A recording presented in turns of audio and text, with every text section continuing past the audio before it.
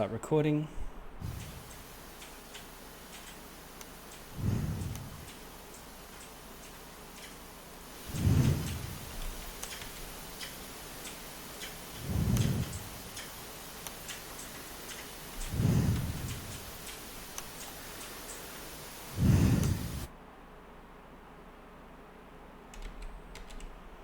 Okay, if everyone can hear me, welcome. I think we've got... Well, all here ready for the first session 0 for Wild Beyond the Witchlight, so I'm super excited about that. I've had it pre-ordered forever, and I probably should have held off because 2 weeks before it came out, suddenly all these sales and everything started getting going on. And I guess for everyone here, you've been gradually coming up with ideas for your characters and so on. Now that I've got the book, I think that was only just a couple of weeks ago now. I haven't got my hands on the hardcover, but... really quick, it's breathing super hard. Yeah, I think... If just check if how close your mic is to your face. You might need to move it around a little bit.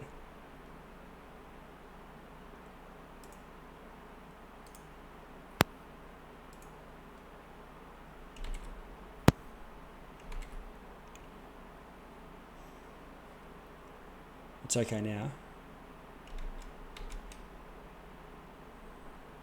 I don't hear it anymore, so it'll get. Sorry, I just... Yeah, I was getting that too. Now I can see in roll 20, Nick, Mad Hatter, Zach, and Mirella.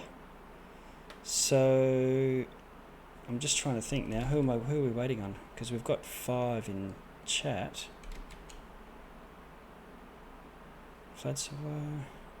No, we're good. Okay. So we've got 5 in roll 20, 5 in Discord. So it's happy times. All right. In that case, welcome everyone. This is, I guess, the idea for this is an opportunity to step through the characters to make sure that everything all meshes, lock down things like backgrounds or any other questions you might have, particularly as it might pertain to the rest of the party. And also any other things about how the game runs or house rules or any other questions you might have. And it's good to do that in a open forum because people will have the same sorts of questions. There's a lots that we've discussed over the last couple of weeks, I guess. And as you can see by the scrolling tile of icons, everyone's all starting to settle on what they're going to be running. I guess the first thing, is everyone hearing me okay? Do I need to adjust my volume or anything, or are you good? Okay, all right. Going by the thumbs up, that's all cool. And so I think we've maybe played one game or one shot or something. So I'll just go into a little bit more background than what I might otherwise do for a one shot. So I DM'd and played forever, decades ago, and recently, after a pretty long break from just moving away from my group, which was out of uni at that stage, got drawn back into 5e, and from there, pretty quickly was running a campaign. This is from a few years ago, and that group went through from level 1 to 16 or 17, which was a mashup of Tyranny of Dragons and Storm King's Thunder. So the giants and dragons were all duking it out and jockeying. We played all 3 modules sort of together, and then went into Descent into Avernus with a completely new group. And pretty quickly COVID hit and we went online and haven't looked back from there. It's been really good for connecting people and finding players, and it's also got other benefits too in gameplay, but the face-to-face of course is good as well. But pretty much been online only for the last few years. Ran Descent into Avernus right up to level 16, and we're just sort of starting to get in a campaign. They're about 14th level, and they did Rime of the Frost Maiden and Lost City of Mesro, and all of those adventures I find like they're great, but dark and gritty and ever-present cold and a hefty weight on your shoulders. The world, even Tyranny of Dragons, the Dragon Queen's coming and the world will end unless you can do whatever. And so this maybe will be a bit lighter. I see Faye as a little bit sinister as well, but hopefully a bit of a jaunt and a bit of fun as well. So hopefully you're all looking forward to something along those lines as well. With that, it might be good to just go along the line and give everyone a chance to just introduce themselves, but also it's just as much as you feel comfortable with. There's no particular need, but also at the same time, if you tell us about the character idea that you've got to bring into the game as well. So Mirella, would you care to go first, seeing as your picture is right next to mine?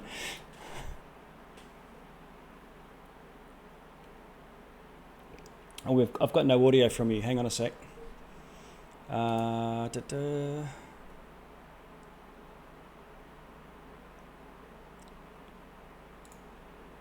I've got no audio at all from you.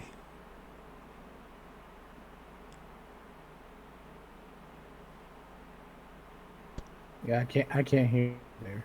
No. What we might do is I'll get Vladspar, if you could kick off, and Mirella, have a look at maybe the settings for your microphone, because I think the others can't hear you. I had muted you just very briefly for when I was kicking off, but just check your mic, and we'll come back to you. So Vladspar, do you want to kick off the player crew posse? Aha! Well, good evening, at least for me. Good evening, everyone. I am John. I've been playing 5e for about 4 years or so. Going from module to homebrew and just kind of myriad of one-shots and what have you. Let's see. I don't know. I live in Japan right now. Introductions are always weird. What else do you need? Happy to be here. That's one thing. No, that's fine. Well, how about your character then? Do you want to tell us, go a bit deeper? Yes. Well, one of my biggest pet peeves is min-max optimized characters. So I made a barbarian out of an elf. It's not really usual, but I'm down for that. And then all the kind of RP opportunities that come from the little background things that the DM has passed on prove to be very interesting. Okay. I mean, Shatterkai or whatever variation we may work from here, but yeah, elf barbarian rocking a what is it, a polearm, I believe is what it's called, whatever the thing is. So again, I like playing characters, not the usual. Right. So I have an elf barbarian rocking a polearm. So I am looking at all the fun with it. So polearm being a reach two-handed weapon of some sort. Yes. Yeah. Okay. So I think there's 4 weapons that fit in that category: pike, glaive, halberd. Glaive. That was it. I think Okay. Yeah. One day I've got a glaive sitting around here somewhere. I'll get it and put it up on screen. I've been doing martial arts for 30 years, and we just finished what is probably the closest thing to a glaive you can get in Chinese martial arts. Oh, nice. I'll put it up on screen. Maybe next week, we'll see. Okay, so, and this is, sorry, what's your character's name? Is that Hello Hawk? Okay. And so, what I might do is we'll go along the line just to that level of depth, and then cycle back around to dive a little bit deeper into backgrounds and how that might work. So we know we've got a barbarian elf of some sort of subrace who is a great weapon gentleman. Great, okay. And can you hear me now? We can, yes. So do you want to jump straight in? Thank you. Hi, I'm Morella. I've been playing D&D for about 2 or 3 years, 5e exclusively though. Good night, or good evening to everyone. It is late-ish at the moment.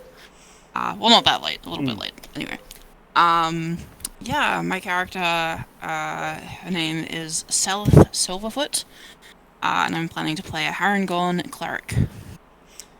Okay. Who works at. Have I spelt that right? How do I spell that? S-E-R-E? For what? For the name? Yeah. Selith. It should be in my Discord name. Oh, yeah, okay, good.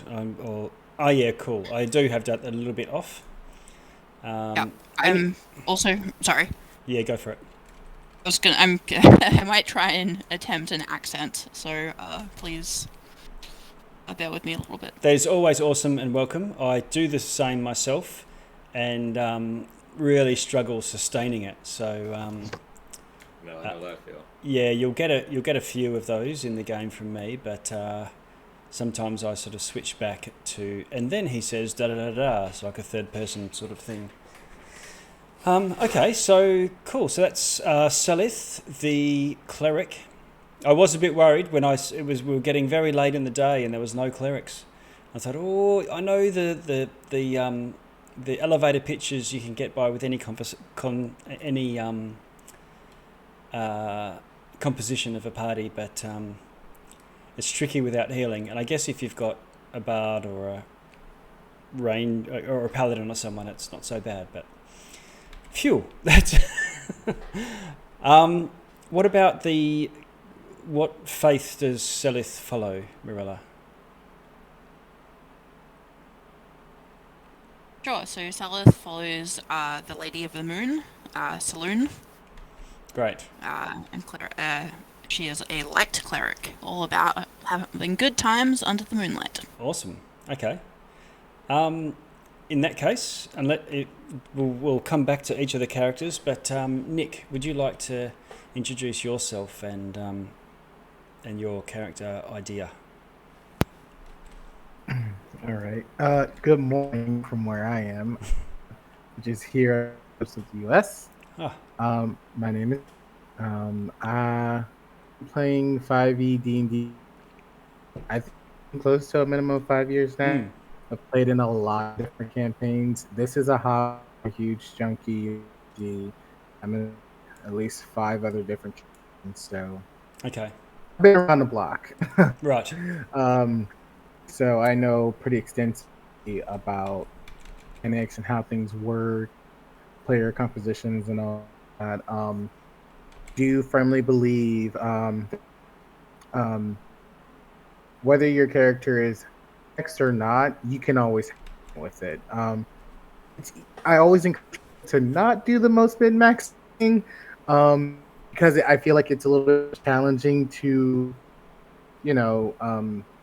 do something that's not easy to do. It's a bit more rewarding when you pull off some crazy feat non-fighter that requires like strictly act, and it makes for great moments and things like that. So I like it when, but if people act or go off the wall, I'm like, hey, do you? It's your character, have fun. As long as you're having, go for it. Okay. The thing that I love about D&D the most, it's probably a combination of either like role play stories or combat. Really, really enjoy that a lot. But I am a good sucker for backstory of like characters simply because it's not something that's scripted from a video game. It's something that someone just came with, and I like to think that each person's player character's back has a little bit of themselves attached to it. Just think it reveals a lot more about a person where they have a really deep, intimate, almost sorrowful backstory, and it's like, well, I wonder what made that person think like that, or maybe they knew they're really close to share that story. That kind of aspect of it. And I also just completely blindsided by like, had no idea that you were a lich or something like that, and you lost in some crazy way. You know, it's all over the place. So I love those crazy back, and yeah, but that's me in D&D. So I like to tell people this: cats, the cats. But my character is Theodore Wildstar, and he is. I couldn't resist playing this, so he is he's a warlock, and he more on of trying to cover, trying to frame his pledge. And I think that's all I will say on that. But Okay. kind of me in a nutshell. Cool. So I followed along, no problem. It was breaking up a little bit, but I think that you're on Discord on your phone though. I think, is that right? No, I'm actually on my. Okay. Not sure why it's breaking up. I actually breaking up. Is it still doing it? I have to log out and log back in. It might be your gain. Is a setting in Discord. You can drop that down, and if you have your gain too high, it only picks up certain ranges and then drops off the rest.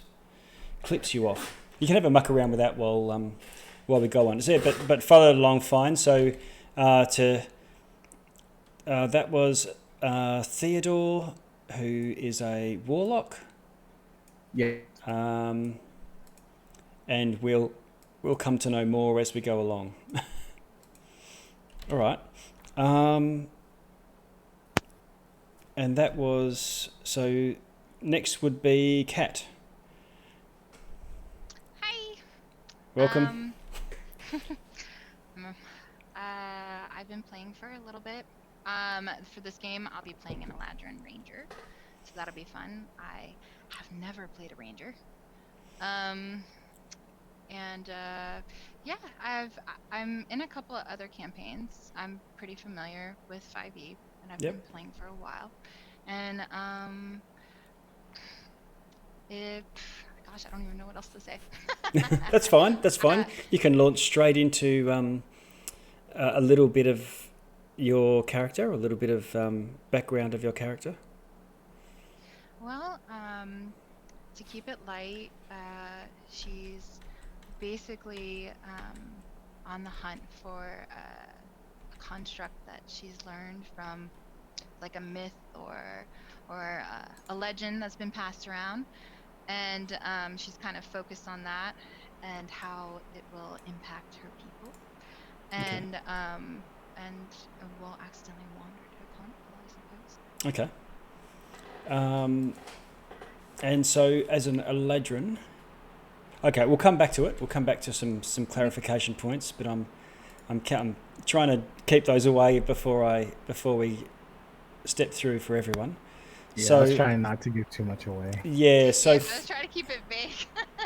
So for you, Zach, you're muted currently, but from what I can tell. It is early for me, or rather it's morning for me. I'm over in the US as well. Right. And I have played D&D 5e is the only tabletop RPG I've ever played. And I've been basically a forever DM just for my teenage nephews for a couple years now. So it's actually been really fun playing. It took forever for us to get through Lost Mines of Phandelver. And we just started Tyranny of Dragons together, and so that's been fun. Currently also really excited to have just started as an actual player, so I'm doing another Roll20 campaign for Rime of the Frost Maiden, and that's just been super fun. My character's name is Daz. He is a bard. He's a changeling bard. I think in the context of where the story begins, his changeling nature will be pretty close guarded. I think that's pretty typical for the Forgotten Realms and the Sword Coast. Yeah. So I think that part of him will be really closely guarded, and he's not going to be any sort of, that typical edgelord type character, but he will definitely be pretty secretive because that's been his life. And I really wanted to lean into a character that, like the Feywild, would just totally take him off guard, totally make him like a fish, totally make him like a fish out of water type scenario. And so that's where we're at. Still trying to figure out more in-depth backstory, but I think it's fair to say that he has been working in the city. In addition to not living in the Feywild his whole life, he's been living in Waterdeep for the majority of his life, and very, very accustomed to the hustle and bustle of a city as kind of an urban, kind of contract spy, political intrigue type character. Right. And sent up north to follow up on a lead and get some more information. So a bard in terms of role playing seems a little intimidating to me. So trying to just figure out how to make that work for the type of personality I'm looking for. But I'm excited to be a spellcaster. I'm doing a ranger in my other campaign, and that's been fun. But I have just throughout the day on certain adventures, it's been like, oh, I wish I had more slots. I wish I could just be more of a caster. So I'm excited to lean into that more. Okay. Oh, that'll be good. Good to have. So you'll be pretty much the party's resident spell slinger, apart from Selith, who's also will be a pretty from a clerical spells. So no wizard, no sorcerer, but we have a bard. So awesome. That sort of rounds things out nicely. If I let's see. I'm just thinking. Okay, so it might be good to just touch on. If I give a bit of an idea of what I'm thinking in terms of, because I want to make sure that for a campaign like this, it's tailored to the sorts of game that you want to be playing. So, it is a fairly light adventure, light-hearted, with not all of it, but it's also can be played through with in pacifist mode. It's like when you go through in hard mode in Quake or something like that. You can play through in verbal only mode. So I think the wizards are probably trying to make sure that for each of the options, or at least trying it out for this, that there's a alternate route, sometimes very hard and sometimes other ways whereby guile or trickery or persuasion or whatever, or past acts might be past events might be a way around it too. For me personally, I'm thinking, if I'm playing a guy that is proficient in glaive, and you want to get an opportunity to use it. So, things like Candlekeep Mysteries and stuff like that, where they're generally all role play. You can when we're in combat, you sort of step through. Everyone gets a go, and it's your turn, and so on. So there's that aspect of it, of making sure that it's not just the person with high charisma with a high persuasion that just does all the talking. And I don't think it'll be like that, because there's situations where someone who's nature-based, or someone who's city-based, or someone who's military background, or someone who's, got religion in their life or whatever, might shine in different events. But what I'm thinking is to try to have it in a roughly equal mix, and still stick to that idea of the three pillars of, exploration, role play, and traditional fantasy combat. So unless anyone's got any other ideas, or what do you think of that? Sounds good to me. Okay. Yeah, no, sounds about right. I'm a heavy RPer. I just love on watch at the campfire, just digging into relationship building between characters and stuff. So it's I've done like 4 sessions in a row where it's just RP and exploration. Yeah. Just because it kind of called for it, and I like you build a character and you build a backstory, so just kind of like digging into that, and then how those conversations can influence future actions or something. It's just a cool thing to really dig into. So Right. Okay. I absolutely agree. I'm recently a Ravenloft, and think we had a combat for like 3 sessions, and I didn't notice it until like we're about on the edge of a big battle. Yeah, I think if the session or the story is going that way, I don't see any issues with it. As long as we get a decent amount of combat here, I'm Okay. fine. I'm fine with the 3 players. Yeah, if you want to do everything combat, role play, action, all equal, that's great with me. It sounds. Okay. Oh, so I won't shy away if it starts leaning in that direction, and try to sort of swing back artificially. But yeah, I've had the same thing. The culmination of Rime of the Frost Maiden, and I won't go into details for spoilers, but we spent, and it wasn't as per book, but we spent 3 whole sessions in combat. It was crazy. Yeah. That sounds like fun too. But on the flip side, I ran an adventure. It's not Adventurers League, but I ran a tier 3 adventure where there was not a single 2-hit roll in the whole game, and that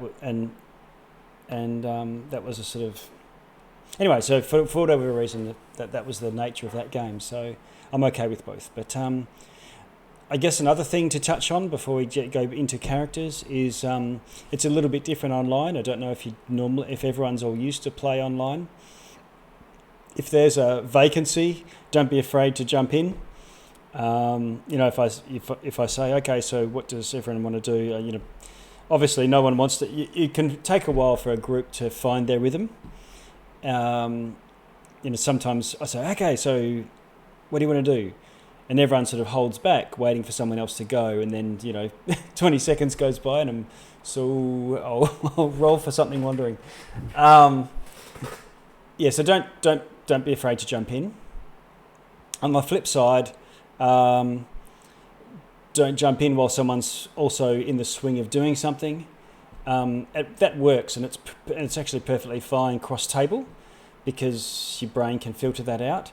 But online, it's a little bit harder. And the cross chatter or a side comment like, what the hell is he doing? Or, put that into the chat by all means, because that's really good to have those. And the chat shows up on screen. It's in the record. So the Roll20 chat, if you want to have any side, okay, I'm going to slowly slide, whatever, or keep my eyes on him or something like that while someone's talking through what they're doing. You can use the chat for that sort of stuff. And let people finish their spiel. And the other thing you can do, which I'm completely cool with, is you actually pass the speaking stick around.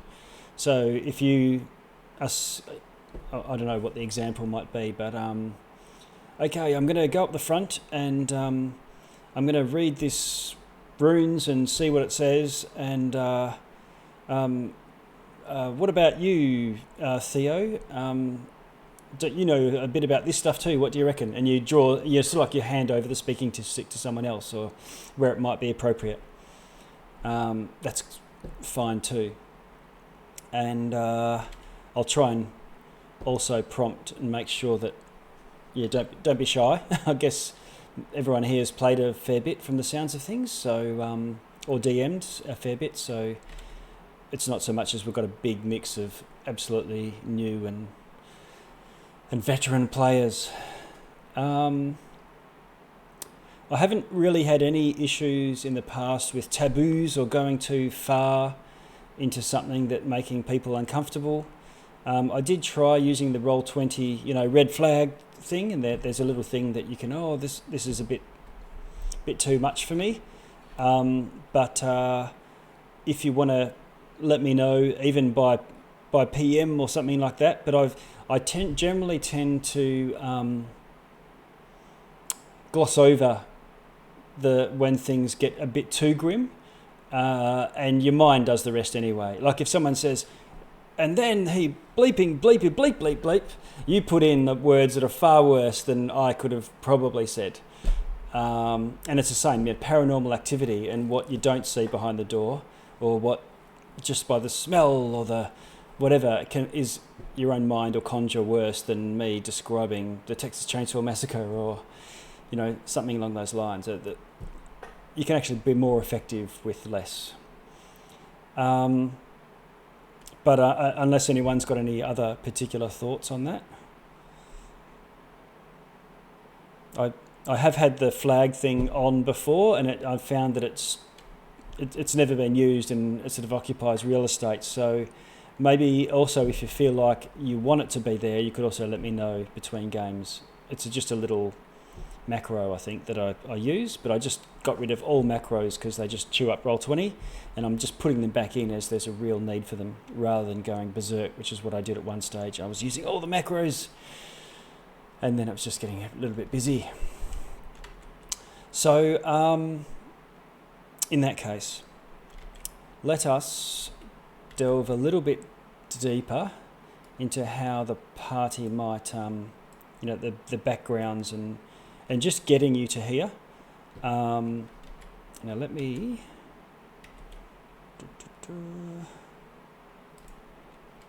Bear with me for a sec.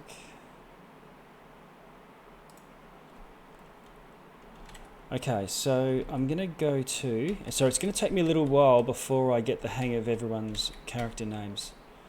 Hello, Hawk.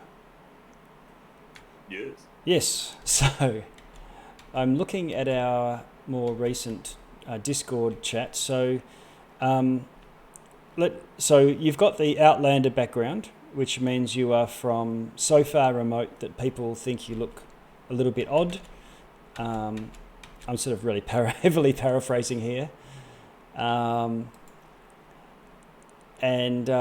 being a barbarian, I guess you were with some sort of nomadic group of some sort? Or what are your thoughts there? There was the original idea I had regarding the stub race. Again, not to give too much away here, but yep. Just something, and so kind of on my own for a period until I get this kind of like, tingly, like, oh, that thing I saw when I was a kid's back. Might as well go check that out. Okay. All right, so you started out as a regular elf barbarian with a regular elven tribe? Yes, and then what I had already done is one thing, and then a very specific thing that you said could be another thing to kind of, shift. Yes, okay. In terms of, who I am, yada, yada, and kind of, that might be the break off. Okay. Because what we can do is, it's not really, we're not necessarily role-playing it, but just to get to the point of what brings you to be here, let me see. I'm just going into our more recent discussions. Okay. All right. So you were grew up as a elven nomad.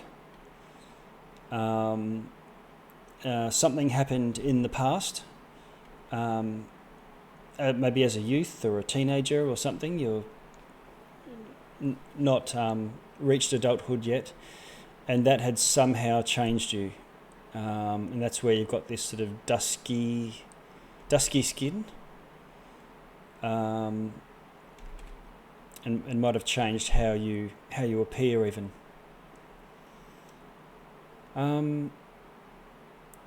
The other thing is with your nomadic, with the movements of your nomadic group, being an elf, obviously very long lived, and so it might have been 50 or something years ago that you last were in this region, and someone from your tribe mentions that you're actually in the region from, if you cast your mind back to when the Fae, the Witchlight carnival, was due to be setting up, and that would trigger a memory in you that you had been there as a child, very young elf, many years ago now. Obviously, you're still fairly young, being first level as well, and relatively inexperienced. But as a young warrior of the tribe yet to be named that you could come up with, you have a sort of what should we say? So some sort of almost like waking up from a long sleep, and you recall having snuck into this carnival as a youth, and it was an incredible experience. You snuck in, you went on rides, you did activities, and for some reason, but you lost something there. And you can't quite remember what it was, but it was something very,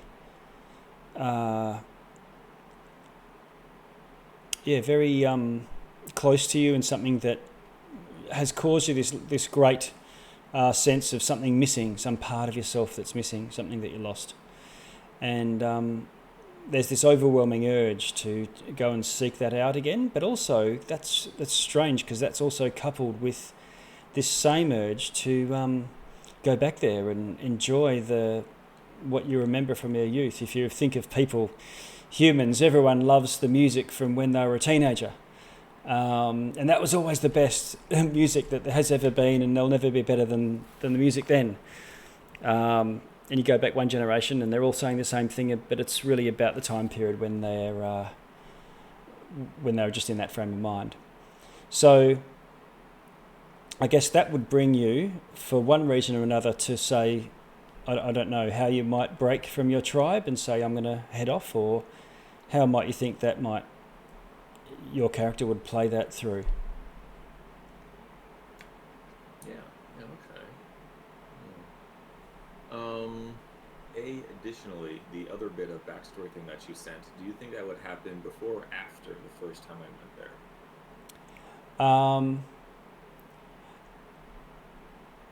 That would have been after. Yeah. And if you wanted to have that as triggering that change to your skin tone and so on, or change to your eye colour, it could be that event. That's the event I was alluding to before. Right. But we don't have to go into detail about that.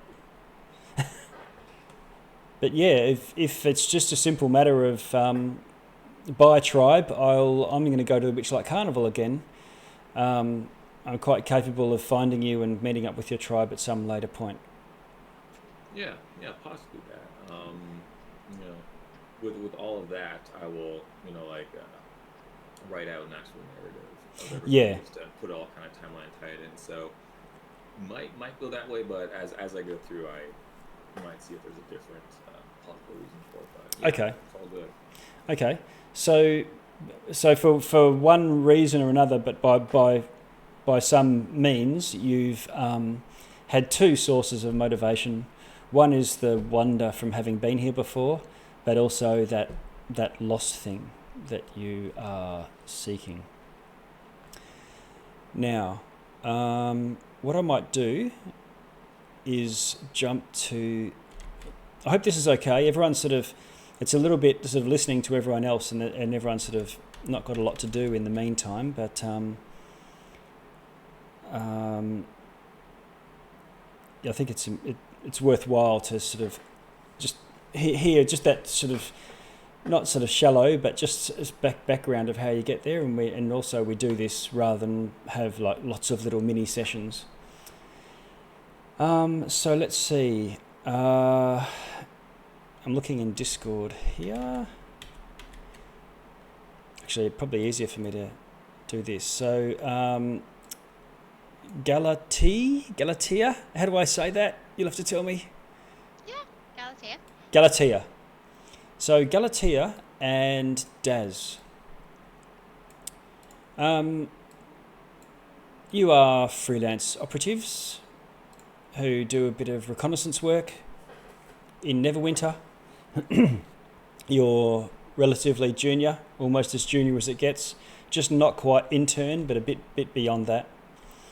And you're both called in for a job.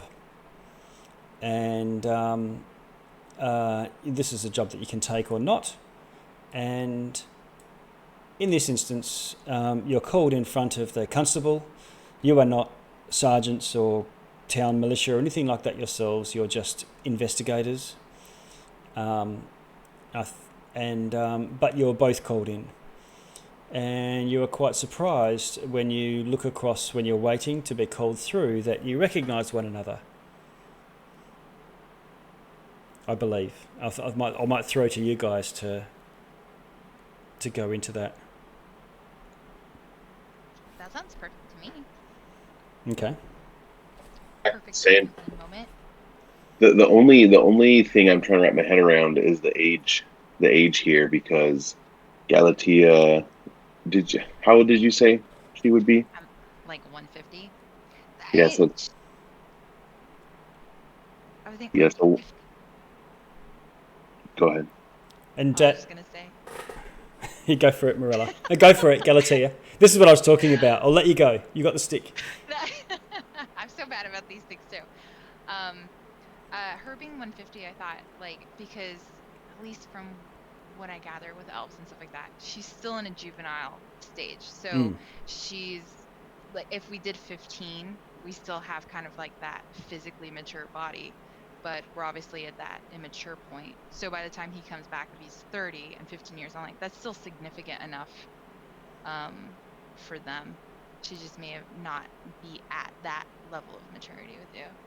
Yeah, and I think it's interesting because changelings. I mean, I was looking at it, and in terms of like like a changeling's ability, like shapeshift, and like mechanically, what that means is like they're a medium creature, and they can shapeshift anything physically as long as it's still like something with 2 arms, 2 legs, and stays medium. And medium is like 4 to 8 feet, so like possibly even like Daz could have been like a kid and like changed to be older in this instance. So I don't think maybe the age probably wouldn't be a big deal.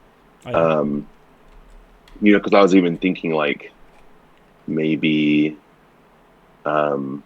so yeah, like we're working like 8-year increments too, right? So even if we did like 16 years ago or something, or even 24 years ago, and he was an actual 8 or like 16-year-old, whatever, right? 15-year-old, then working like that. So yeah, I think what will end up happening, likely because of the nature of changelings, I think what will end up happening is Daz will recognize you, but you wouldn't recognize him right away, and then kind of go from there. But then pretty soon on, I think it would, the interactions back in the day would have been, very fond memories. So I think pretty early on, Daz would kind of make known, this is like we knew each other. We spent that day or that time together.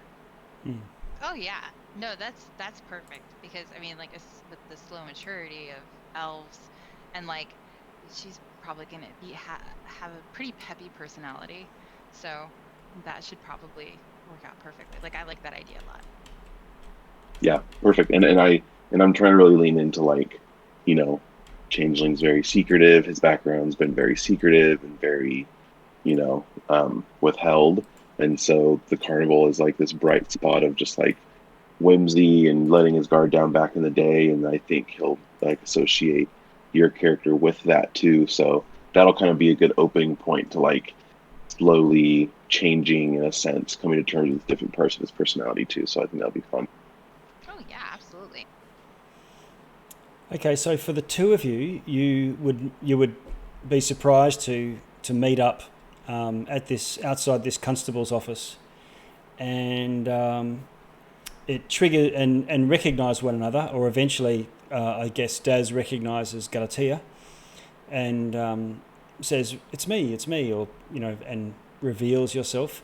Daz, I just wanted to confirm: do you get around with a particular persona normally, and then shift and have a couple in your deck, a couple in your library, or do you move around looking like a changeling, so have that pale skin and the white eyes and so on, and that's your normal state? No, I think, and you can confirm this, DM. Yeah. But like the nature of changelings, right? I don't think he would want to lean into. I don't think he's going to be comfortable at all with like his natural kind of pale, very changeling look, because you've mentioned, people are generally distrusting of them, and he knows that, and also wants to kind of keep for like investigative work and whatnot like that. Yeah. Kind of close to the chest. So I'm not settled yet. I haven't Okay. kind of figured out If you exactly what If he you would want, look like. if you want to use the changeling in its natural state, that's also perfectly fine. I don't want to sort of introduce racial prejudice from the outset. For it's too close to real life. The as a changeling, if you were wandering around, it's just more if people knew you were a changeling, that's what makes them uncomfortable. Much like if someone says, "Oh, I'm an enchanter," and they think, "Oh shit, are you controlling my mind or what?" But Right. they may not, even in a big city, where there might even be drow wandering around from time to time, or grey dwarves or something like that. Obviously, you wouldn't see illithids wandering around, but other PC races invariably do get seen. So it would be possible for you to move around in your normal state if that's how you wanted to play it. And that's entirely your call. But yes, okay. So for whatever your normal state is, you sort of switch to that or back to that, and so Galatea recognises you, or you even make yourself look younger, so that it's as you were. I'm just going to play a reminiscence song I've got here that you two might have been singing, skipping your way towards the towards the fair. Please don't make me go to sleep. The Tringers will be watching. They will jump inside and sing. Tickle my toes and tie my hair in knots and bows. Something I recorded earlier. Tringers from the both Icewind Dale and anywhere natural, and Chult as well. They range everywhere. Little fairy, fae, elemental creatures, and just that it's like a nursery rhyme that sort of triggers that memory that you both snuck in to the Witchlight carnival. And I'll just describe that memory. I guess it's very similar to what Hello Hawk remembers, but I'll give you a bit of a montage here. The travelling extravaganza known as the Witchlight Carnival visits your world once every 8 years. You have a dim memory of sneaking into the carnival as a child without paying for a ticket. Both of you managed to climb the fence and sneak past the goblin at the gate. That memory's gone foggy over time, though it still conjures a weird mixture of emotions, wonder and awe mixed with loss and regret somehow. During this childhood visit, each of you lost something. You tried to find it, but the carnival owners, who you met on your first trip there, a pair of elves named Mr. Witch and Mr. Light. They were decidedly unhelpful. One of them, you remember saying to you, you got this vision in your head of sort of a large, sort of fairly solid-looking elf. Silly little cricket, you forgot to buy a ticket. And then the other one, the carnival goes round and round, the multiverse is our playground. Nothing's free, nothing's lost, every visit has its cost. So alluding to something might be taken rather than lost. And as times passed and you made your way out of the carnival, your heart had become less heavy. You gave less and less thought to those childhood events so many years ago, and now, well, for reasons you can explain, because you've now been asked to visit the Witchlight Carnival by the constable. And this has awakened this longing to retrieve that which was lost. It's resurfaced. It's just like an old spell has faded away. Something what might have misted your mind is now clear, and you can remember all those maybe decades back for both of you. And you can now feel that loss as sharply as if it happened yesterday.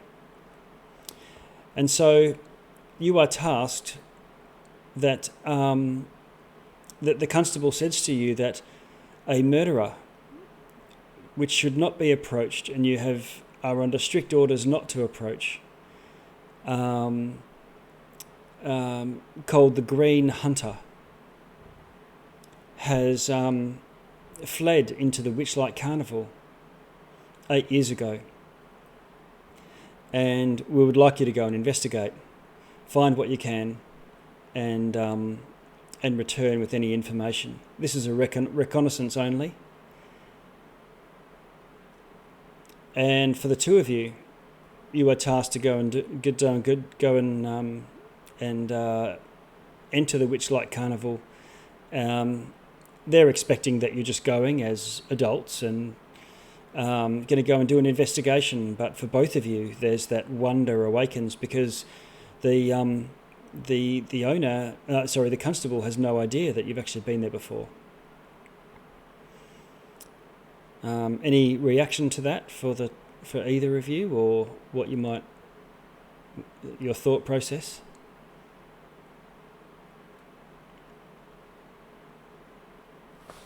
Just sounds like it's going to be a fun RP opportunity. Yeah. So you'd likely both be super keen to get out there. It's about 3 days, 3 days walk, and you head out there straight away to try and be there when the carnival arrives.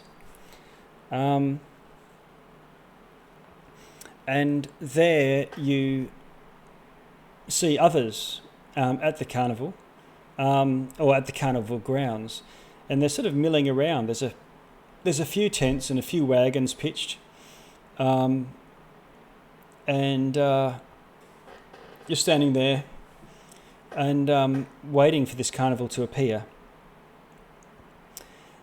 And I think that's where we'll leave it for you both. I guess I can say that there is a elf looking around, and you get a sense that he's got this huge glaive he's using as a walking stick, or just not a walking stick, but walking around with it. And you get a sense that he's in the same boat as you, that he's sort of looking apprehensive and also looking eager. An odd mix. So I think that's probably gives a bit of a setting for what brought you both here, and you've got some investigation to do, but also, as you said, some RP opportunity. So that leaves us with Selith and Theodore. So I might just stick with Selith for now. There's not so much of a. Just remind me, your background, is that Witchlight Hand? Am I right in that? Yeah. So I didn't really write or give you a backstory, but I was thinking of one on the way over. If that's okay. Yeah, just jump straight into it. Lean into it. Yeah, sure. So I don't know how old Selith is, but when she was younger, her mum died. I'm thinking that the Witchlight Carnival appeared at that time, and she kind of got taken on, I suppose, as like a hand. Yep. And has kind of lived there ever since, kind of helping out. She's a cleric, and her mom taught her to have fun and be good to people and that kind of thing. Luckily, the Lunar Lady doesn't really demand a lot of their followers. It's just have a good time, be good to people, and that sort of thing. Okay. So I think she's just been working there and making lots of friends and being open-minded and joyful and so forth. And I was thinking that she would be kind of like a mum friend, if that makes sense. Yep. Like, she's really caring. She just wants everyone to have a good time. She'll, offer to cook you something and give you a cup of tea if you're not having a good day. And, she's, if she finds a kid at the carnival who's scraped their knee, she'll healing word it and, just, be like, come and see the circus, and just, yeah. Great. I'm thinking that she's just going to be a really nice, joyful sort of character. Okay. Joyful. Very wholesome. Really wholesome, yeah. Yeah. Nurturing Witchlight Hand. Yeah.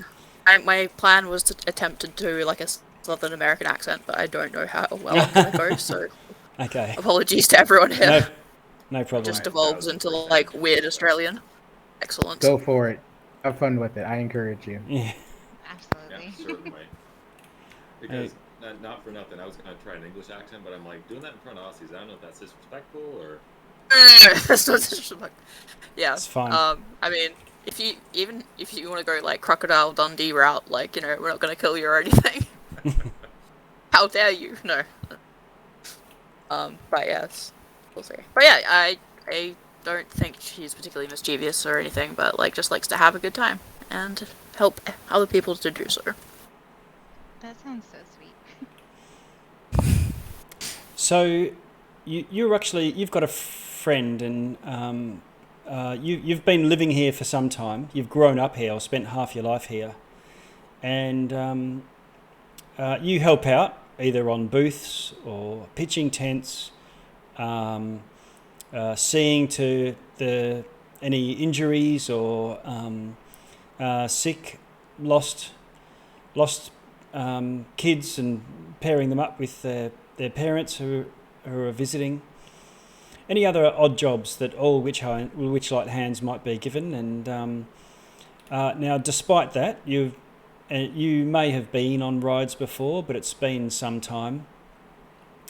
And you know, they lose their luster after a while, and you are allowed to partake if you wish, so long as you're not, you know, getting in the way, interrupting the paying customers, or interrupting their fun or whatnot.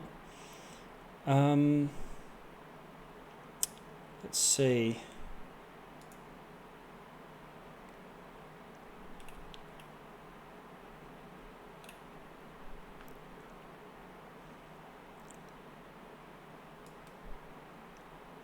I saw the picture of the person that you sent me, my friend, and I was thinking the name Mr. Timms. He seems like a Mr. Timms. Okay, Mr. Timms, very good. So you're walking along and or maybe having a stew or something like that, a quiet moment, and Mr. Timms says to you, "So," he sounds a bit like Bane, this Mr. Timms. "So, Celeste."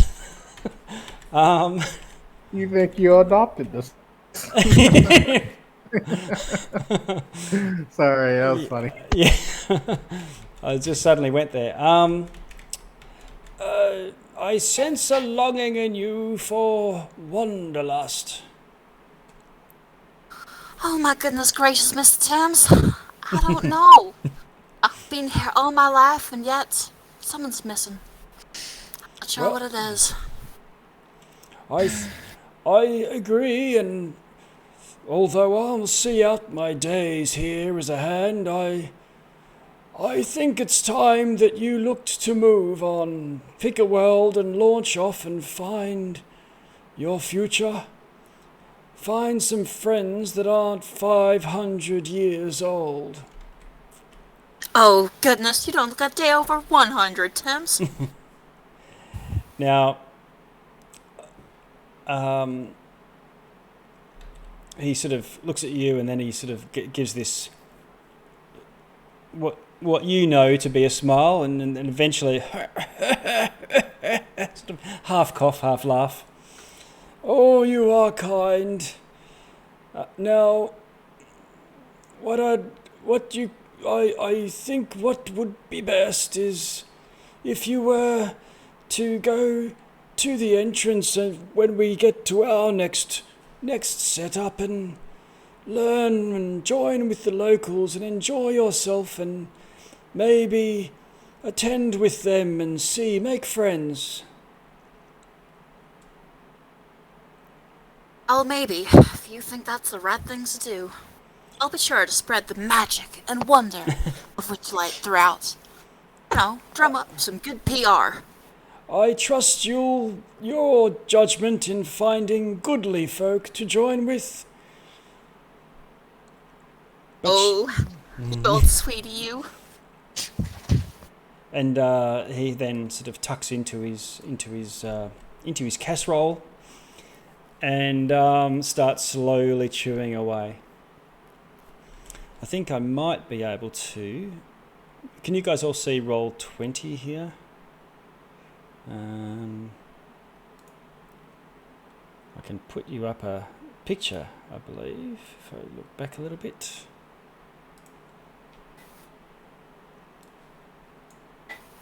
Whoops.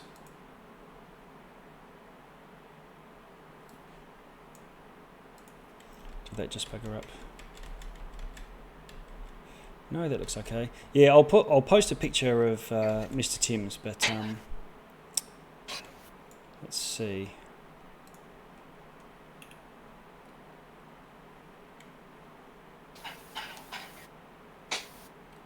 I just want to say, Mr. Benz in my mind is just a version of Bane.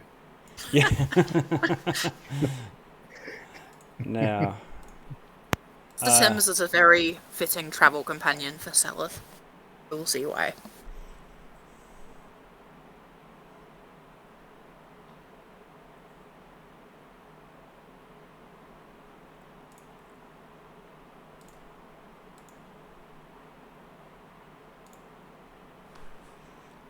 Oh, there we go. Got it.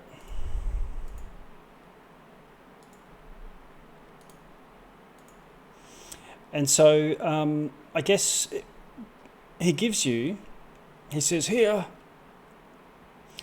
I have a ticket and you can go along, find a group, and I know you've done the rides before many years ago, but this'll let you blend in with them without too many questions from the other hands or acts.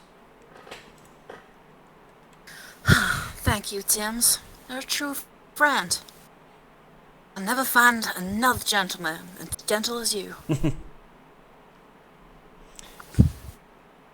And on roll 20, if you have a look, you'll see Mr. Tim's. And they make quite a pair when they're walking with Serith sort of zipping about and Mr. Tim's doing his slow turtle shuffle. Serith, are you size medium or small? Yes, medium. Yeah, because Harangon can be either or. Okay. Cool. All right then. Now, I think that sort of concludes you'd be approaching the gate as well when there is a gate. But I think it's worth jumping on to Theodore, which has got a little bit more of a unique entrance. Yeah. Really quickly, I would like to say to give a overall kind of scope of Theodore. He's a little shit. As you know, he is a fae. Right. So there's always some not really underhanded. There's always something more extra. You're never just getting what he's, or you're never losing what you're actually losing. There's always something else going on with it. I want to envision this kind of, that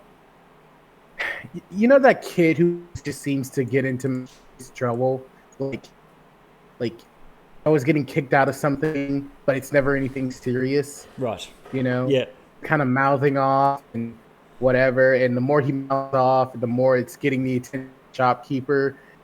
Like he's casting mage to steal something off the counter, and the clerk has the idea that this is happening. That's the kind of thing going forward with just kind of the general aspect. Like he's probably, it sounds like, the most mischievous in the group. So sounds that's a bit just within.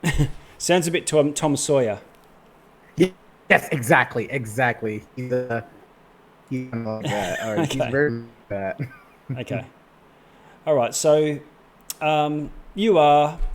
So you're not from the. You are a fae, but of course there's many fae that grew up, or were spawned, or grew from a tree, or however fairies are created.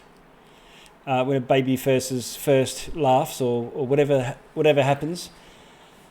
I like to imagine it as a star from the sky. There you go. Yeah, one of those things. But they're not all natives of the Feywild itself. That's why there are Fey and elementals and fiends and undead that have never been to the places where you would normally find them. So for fitting in with now your background, can you cover that off for me? Sure. What background did you pick in the end? I honestly think I just the Fey Lost is what I think. Okay. Mannerism and knowledge of the Fey customs are recognized by natives of the Feywild who see you as their own. Because of this, they are friendly creatures inclined to come to your aid and help you if you're lost. Okay. I'm a native, I guess. Right. So you're not a native. So Fey Lost are not natives. They're from the Prime, and so that's why I was getting at is you were originally from the Prime yourself, despite being a fairy, and travelling around with your older brother, I think it was, a sibling of some sort.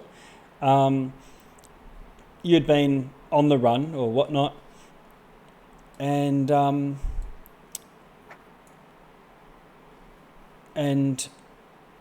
let's see. And I think for some reason, I won't go into details for everyone now, but you've been doing a bit of plains hopping and zipping here and there, either on the run or on the chase, something along those lines. And something's happened, and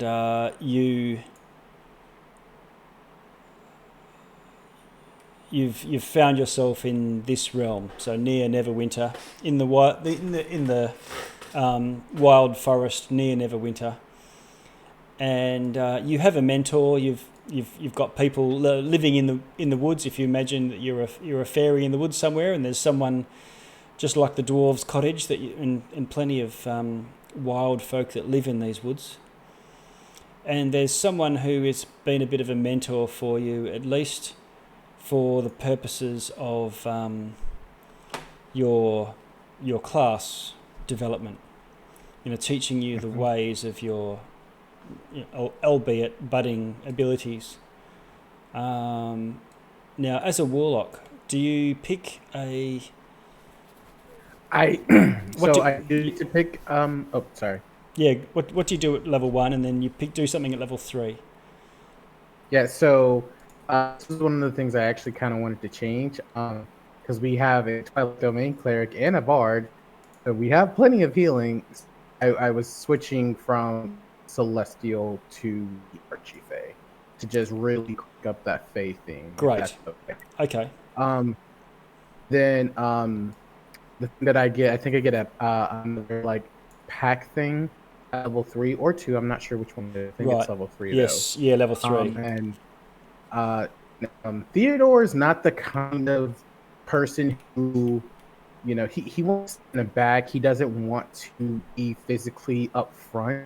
That doesn't mean he doesn't fight. He just doesn't fight for himself. He has a little fake creature to go in and out and do damage or, cause problems. And then he would use something like Mage Hand to see a gigantic anvil above somebody and then try to pull a lever to get, he's that kind of character. So he's never really trying to physically fight someone. That's not his thing, but he's more than happy to let his little friend Ori go out and cause some damage and mischief while he stays in the background and manipulates things. So, okay.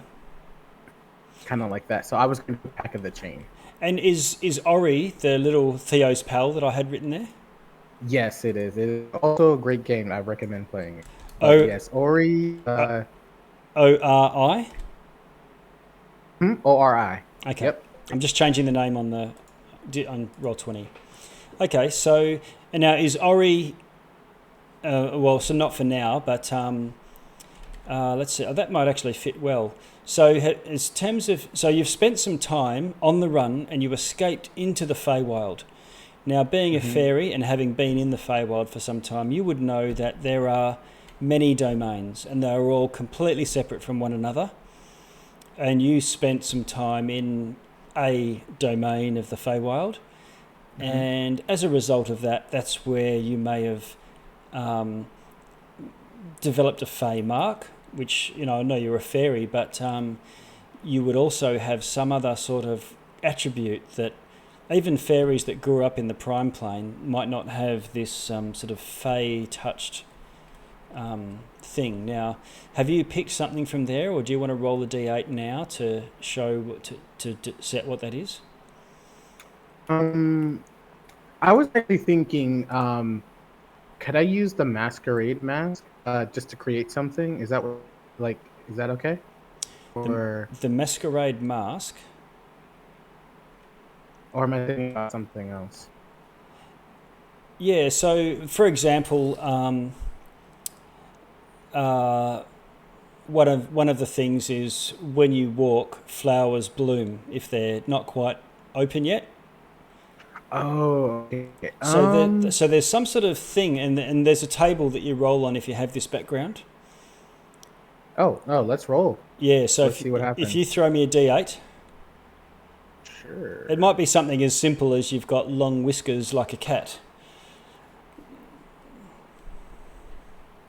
Log in and do that real quick.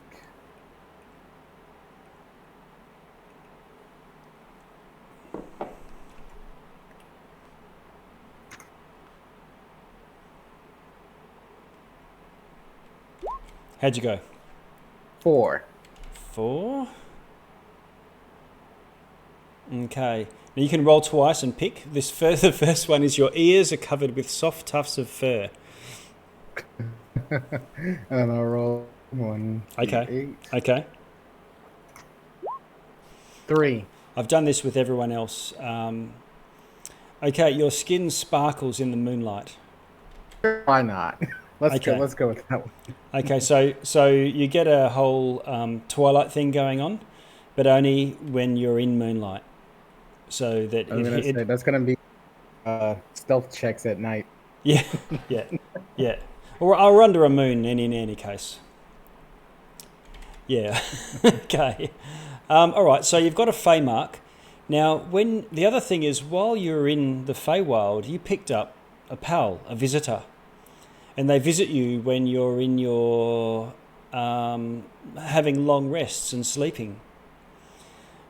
And this spirit from the Feywild pays you a visit, and no harm ever comes to you when it visits, and it only lasts maybe hours or maybe minutes. But you do remember the chats you have as if you've been chatting with your imaginary friend in your dreams. Now, we can roll this, but I'm thinking that we could have this as this little spirit film of Ori. Yeah, sounds great. And so this little blue, luminescent, large-eared Fae comes and sits next to you and sort of wakes you up in your sleep. Says, hey, buddy. I don't know if Ori speaks or not. You'll have to elaborate for me. But it might be just gesturing to you or in mime. But says, well, yesterday was a great day. Or whatever, just whatever's troubling you or on your mind, and you have this sort of reflection, but it's with a imaginary friend. And so that's your Feywild visitor. You would have some knowledge of the Fey customs, as if you were a native to the Feywild. And like you said, you're more likely to have Fey come to your aid because of that. Okay. But yeah, you go in to visit this. Where are we? Yeah, visit this mentor of yours. Do you have a name for the mentor, or shall I? I'll let you create that. Okay, so this is Medric. Medric, and he's also a warlock with sponsorship by the Archfey. And he says he's incredibly old, spends most of his days in his cottage, and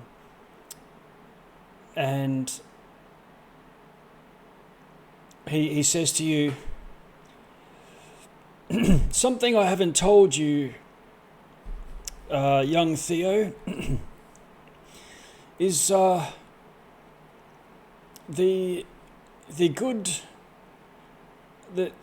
Fey Queen Zilbilna,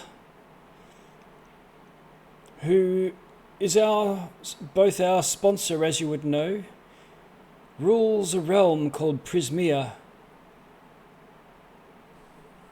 And I have had a strange sense over the last time, since you last visited me, of her a loss of connection. Now, I can still cast my spells, and I guess you can too, from what I see. But I fear for Zybilna, or at least our connection to the Godmother. He refers to her as the Godmother. I like it. With whom I seem to have lost contact now. My adventuring days are over, and otherwise I would go myself. But let's have a look.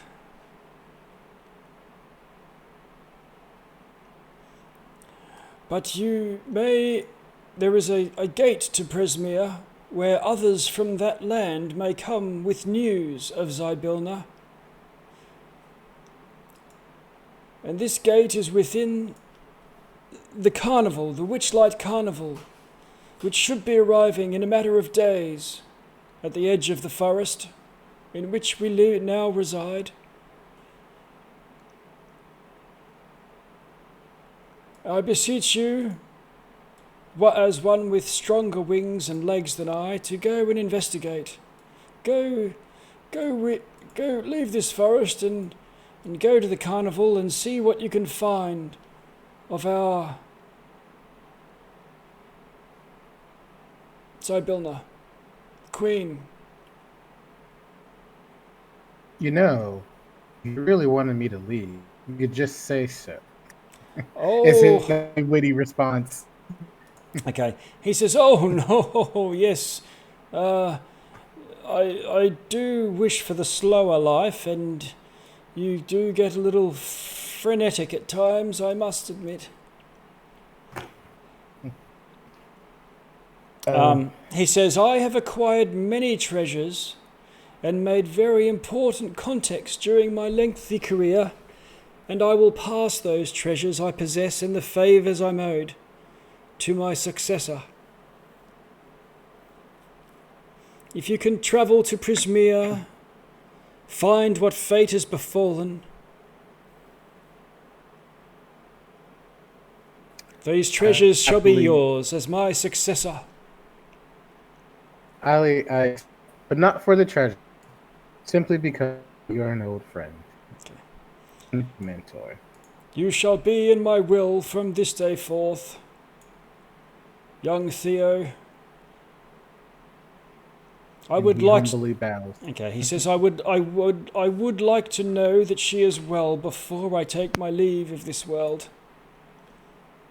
And he tells you that it's every 8 years, so there's not a lot of opportunity to travel to this world and maybe find some people from this particular Fey domain, as he calls it.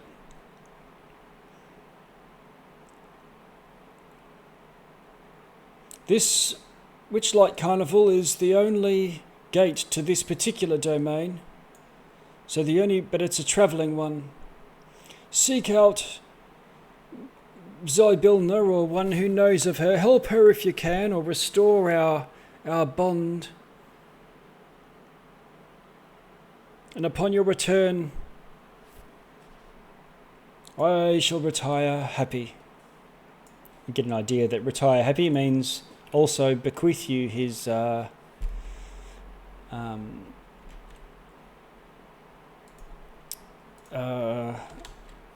riches. So, all right.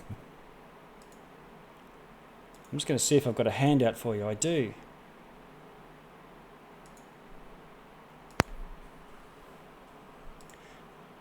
on roll 20. Draw everyone's attention to that. Medric Roslov. Is that coming up? Okay. Is anyone? Yep. Yeah, I should. saw it perfectly. Ah, cool. I see it. Okay, cool. Kind of looks like Alright, a my Kingdom mic's Hearts on bad guy. mute. Yeah, he's got some little fairies buzzing around him, but you're a lot bigger than that. These are not. You're far from a pixie or a sprite, but you do have wings and I guess what 3 foot tall or something along those lines. I don't think I can be any bigger than 4 foot. Yeah. Yep. Okay. I think.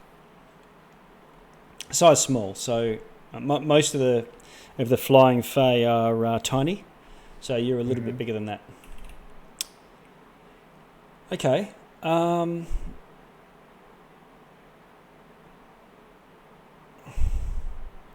He tells you that he gives you a few other points. He tells you that Zybilna is also known to many mortals as the Fairy Godmother, or as a Fairy Godmother. And it was her that originally created the carnival as a means that mortals could enter her realm. He tells you that the carnival, when he was last there, and he hasn't left his home in many, many years, it was run by a pair of Shadar-kai, Shadowfell elves. Mr. Witch and Mr. Light are the two names. And he dimly recalls that those two elves are not the original owners, that they got it over a century ago from an Eladrin. But he says the Eladrin's name escapes him.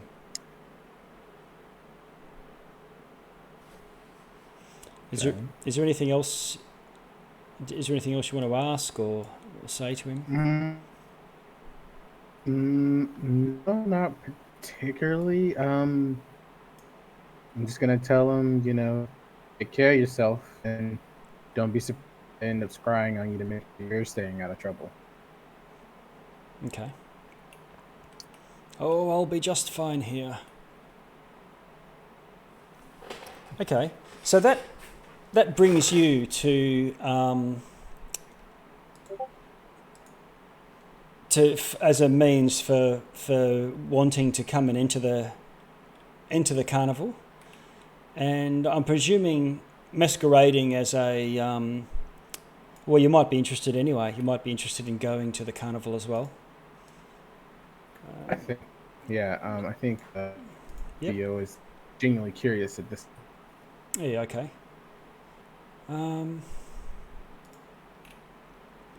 Let's see. Okay, does anybody else I know everyone's sort of had time to their own thoughts while listening in. I just wanted to check in and see if there's any other clarifications or changes. There's opportunity to retcon some of this. We've got another fortnight before we kick off in anger. I think kind of just a base question I got is, does it start with us meeting at the carnival, or are there going to be kind of like little, the threads of each, narrative or para-narrative and just before it all comes together? Yeah, I think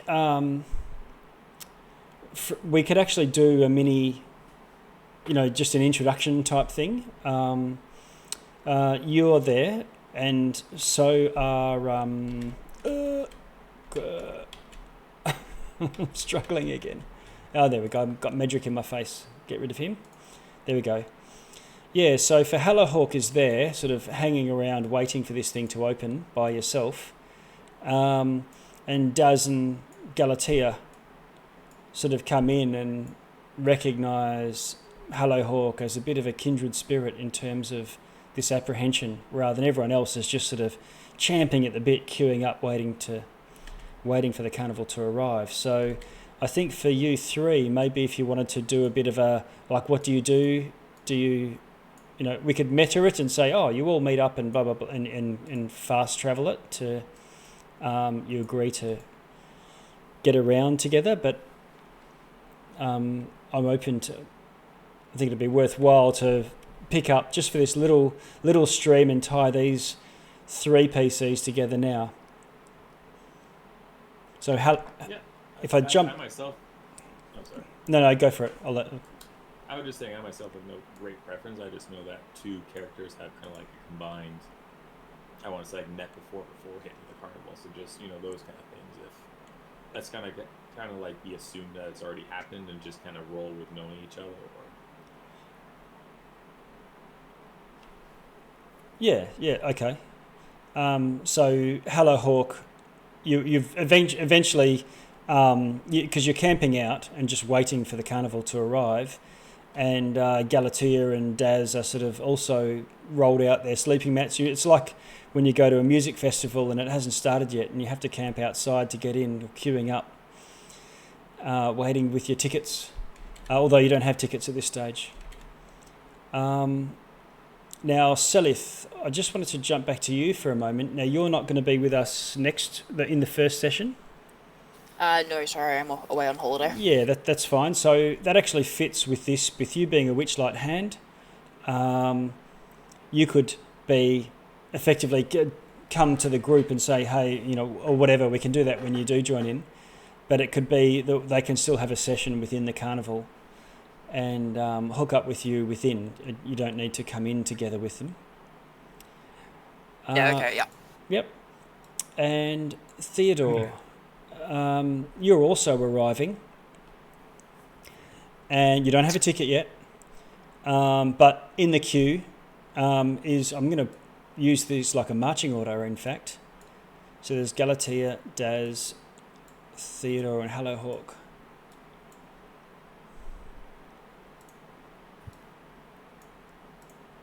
And you're all sort of, queued up, waiting for this place to arrive. Now. So for clarification, Yep.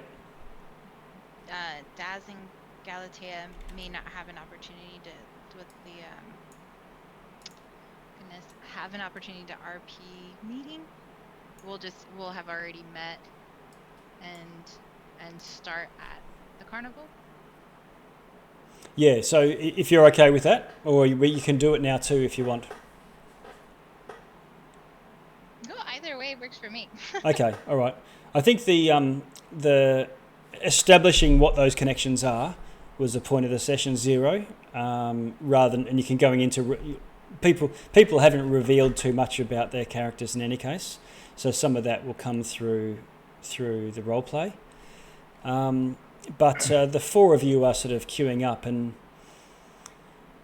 I can show you. And eventually, there's this people pointing up at the sky, and it's a clear blue sky, no clouds, but this sort of inky swirl seems to be appearing in the sky high above you, and it swirls around like a little whirlpool, and then opens up into a black spot, which opens bigger and bigger, and initially there's some cries of alarm. But within that inky blackness, there's stars, and it's like a night sky. And suddenly, riding out through this, I don't know if you can see this on the screen now, come these butterfly-winged pegasi, and they're pulling wagons that also have butterfly wings. And at first one comes through, and then another one, and then another one. Finally, one that's being pulled by 4 foxes, and it looks like it's pulling some sort of aquarium with something, some sort of fishy type figure within, and more of them all come down. And the first one that lands, what looks like a creature that's made of wood. And as it walks around, you realise that its feet, as soon as they land on the ground, send roots out, sprawling into the ground. And every time it puts a foot down, it sort of solidifies and grabs onto the earth. And it's got this huge afro-like tree canopy. And it sort of gestures, and all the trees in the area seem to either line up or clump together or bend out of the way. Bushes all move aside, and suddenly there's this huge area of that's pretty much clear with a few trees here and there. And this tree person seems to be sort of clearing the way and arranging things. And eventually, as these flying wagons come down, one of them, without a wagon, it's just like some sort of flying scaly beast, flies down, and as it trails its blue feathery tail behind it, very long like a peacock's, this ribbon appears, and the ribbon sort of slowly flutters to the ground, and as it flies around in this huge lazy arc, this huge blue ribbon seems to flutter down, and as it lands, it forms this river.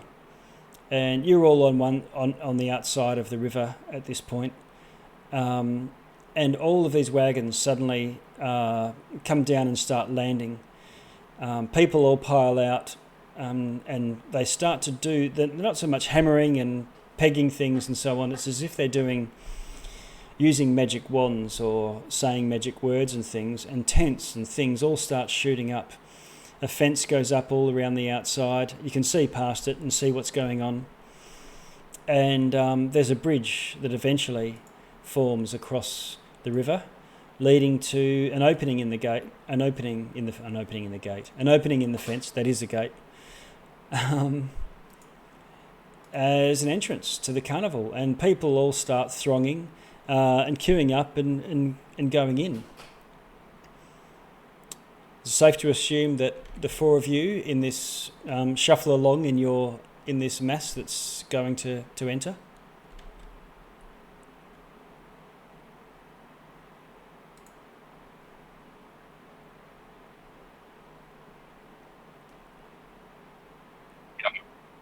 Did we, when we left Neverwinter, what was the kind of description of this green hunter, this person that we're looking for? Because I think Dad at least would kind of be looking around and, after seeing Hallowhawk also, but seeing maybe just having a certain description on his mind when he's looking at like this throng of people. Yeah, sure. The green hunter is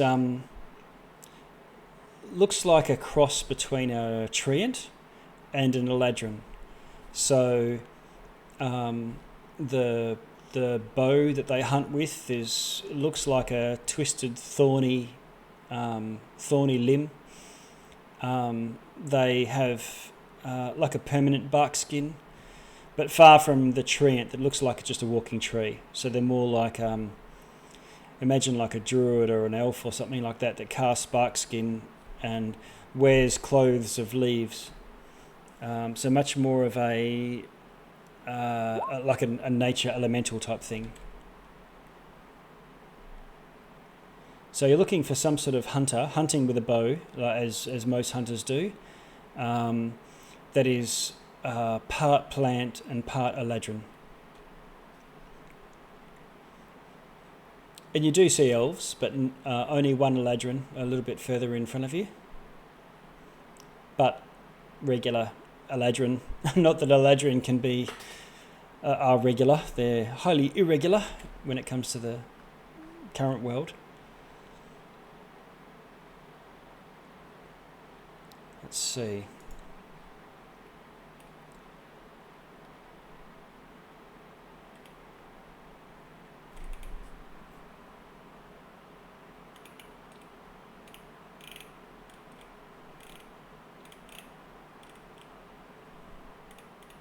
Yeah, so you don't see anyone by that description.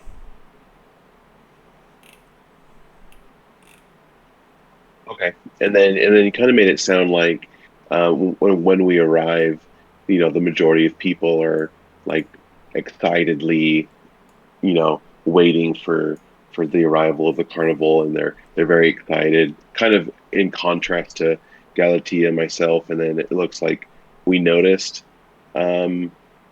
We noticed another elf that almost wasn't as kind of giddily excited, but just a little anticipatory and apprehensive about. Yeah. Maybe not apprehensive, but just kind of like waiting, like a little less giddily. for the carnival? Yeah, both an elf and a fairy look like they've got more of a professional interest mixed with excitement. Okay. Those are the two behind you in the queue. Cool. Now,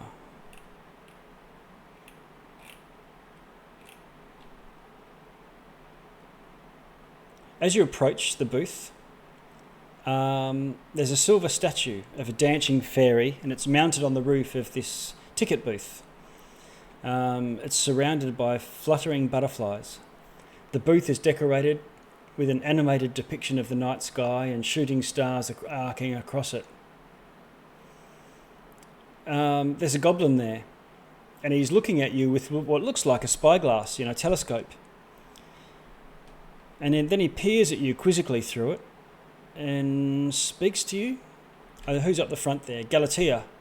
And he actually passes his spyglass, because he can only look at, its targeted spot, and pans back down the line past you, Daz, Theodore, Hallahawk, and to the few behind you as well.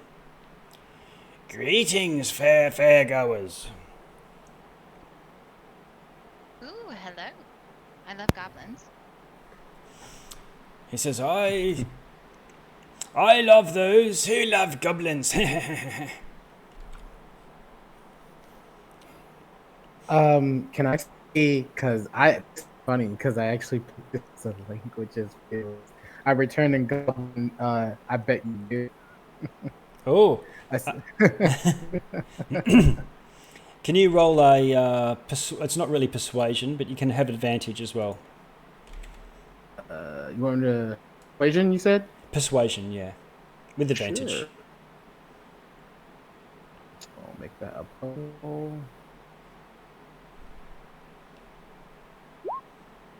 And then I'll roll again. 22.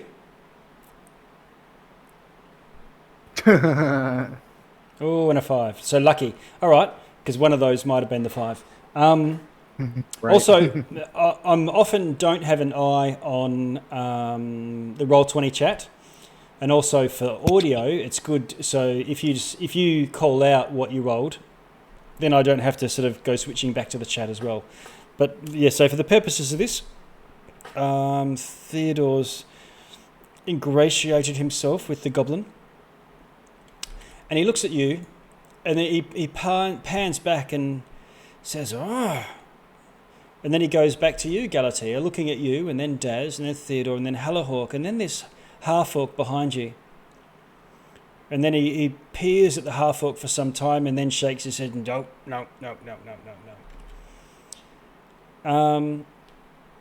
And he sort of pans around, and Selith,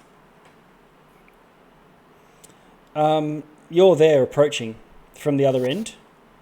Just to sort of hang around the entrance, just like Mr. Timms had suggested. And Oh, hello, travelers. How are you doing today?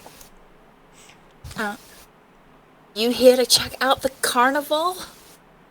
It's a glorious time. Which land did you come from? Where are we stopped? Oh. That'll be to you, Galatea. You're at the front. Oh, everywhere, anywhere. I really don't. Please tell me. Oh gosh, do you know of Neverwinter? I don't. What is Neverwinter?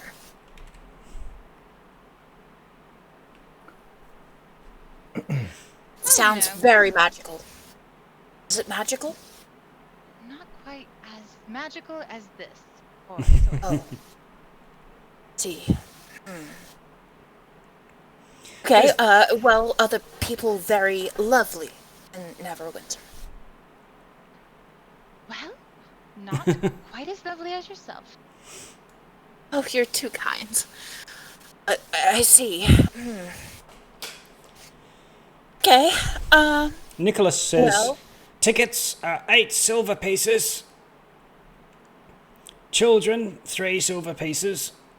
Oh, and he looks at his ticket, and looks at you, Theodore. And then he looks back at you again, like taking a second look. And then he puts his spyglass down and sort of gets this curious, thoughtful expression. He says, just one moment. And he goes under his booth and he comes out with an ornate wooden box with a silver clasp.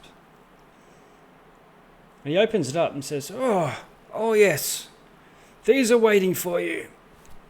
And he pulls out 5 tickets.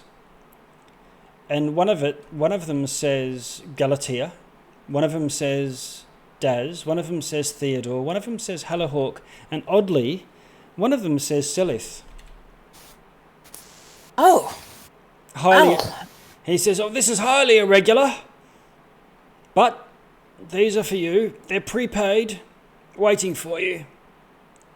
And he gives you each your tickets. How peculiar. Isn't this just the nicest surprise? Thank you, sir. Thank you so much. How is it you know my name? I don't know your name, that's what's written on the ticket. Yes, but why? Why do I have a ticket here?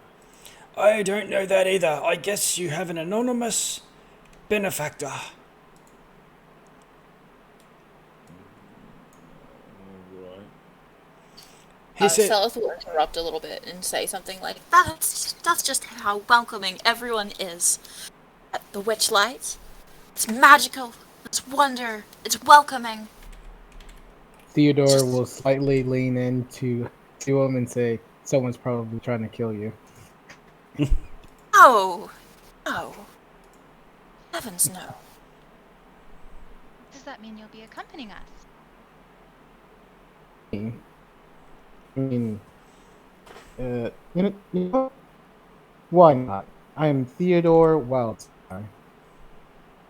Oh, my apologies. I wasn't speaking to you. I was speaking to this hair. Oh my stars! I haven't introduced myself. I'm so sorry. My name is Selith Silverfoot.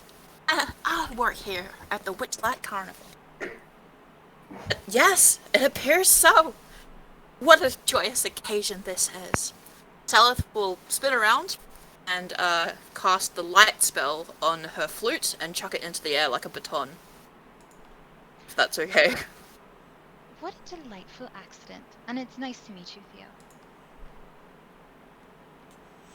And ask all your names? Wait, I just heard them, of course.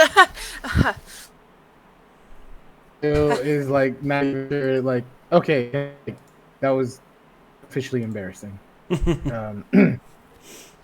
Yes,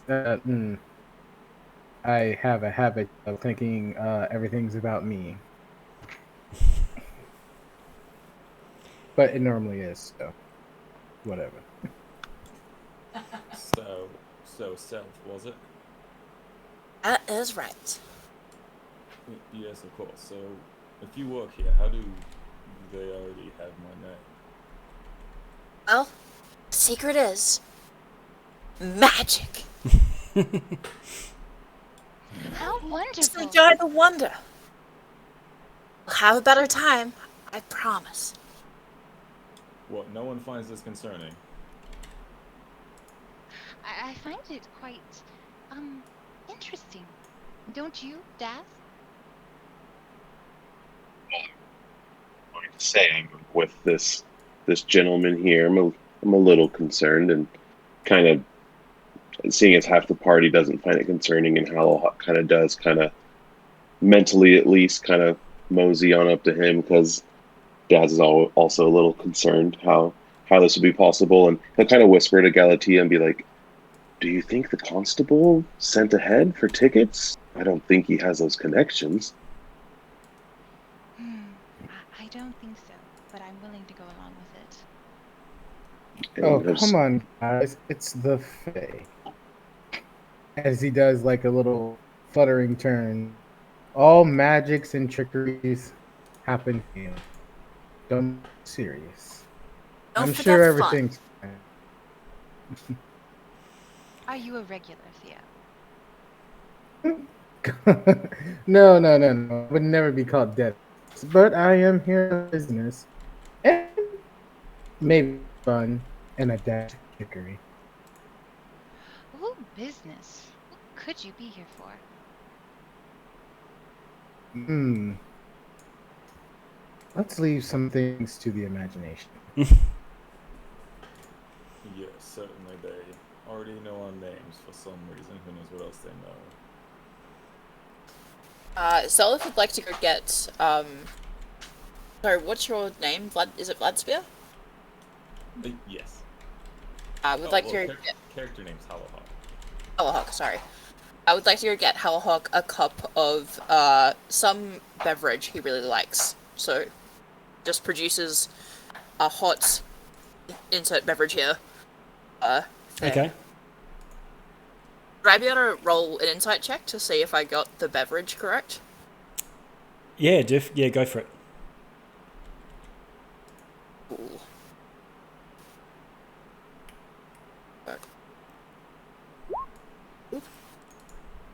Okay, it might just be coming like generic tea. Okay.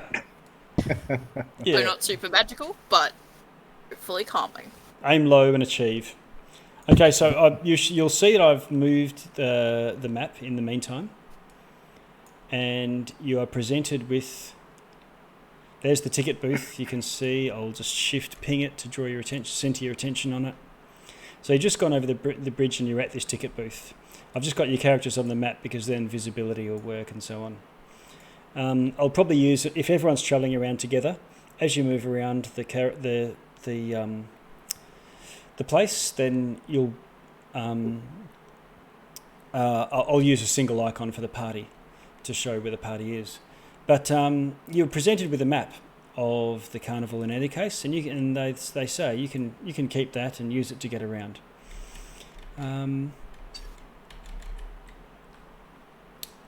Let's see.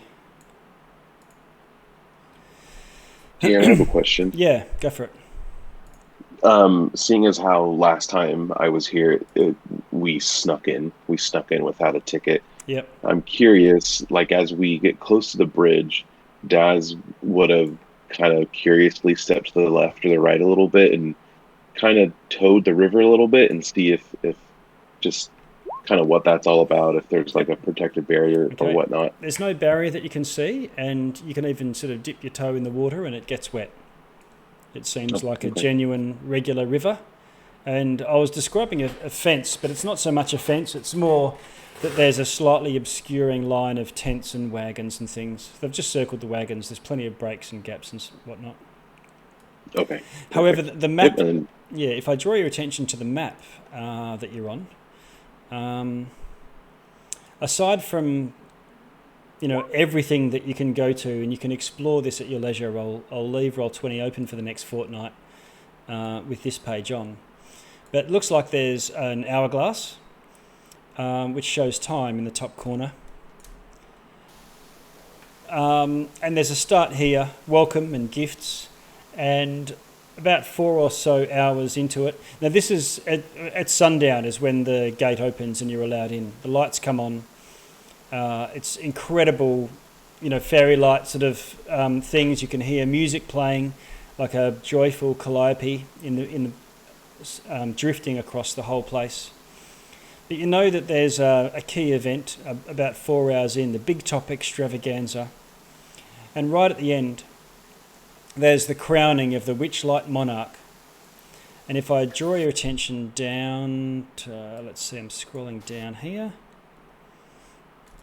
Again, have a delightful time, and in bold writing, entry without a ticket, strictly prohibited. There's a bit of a point here for, will you be our Witchlight monarch?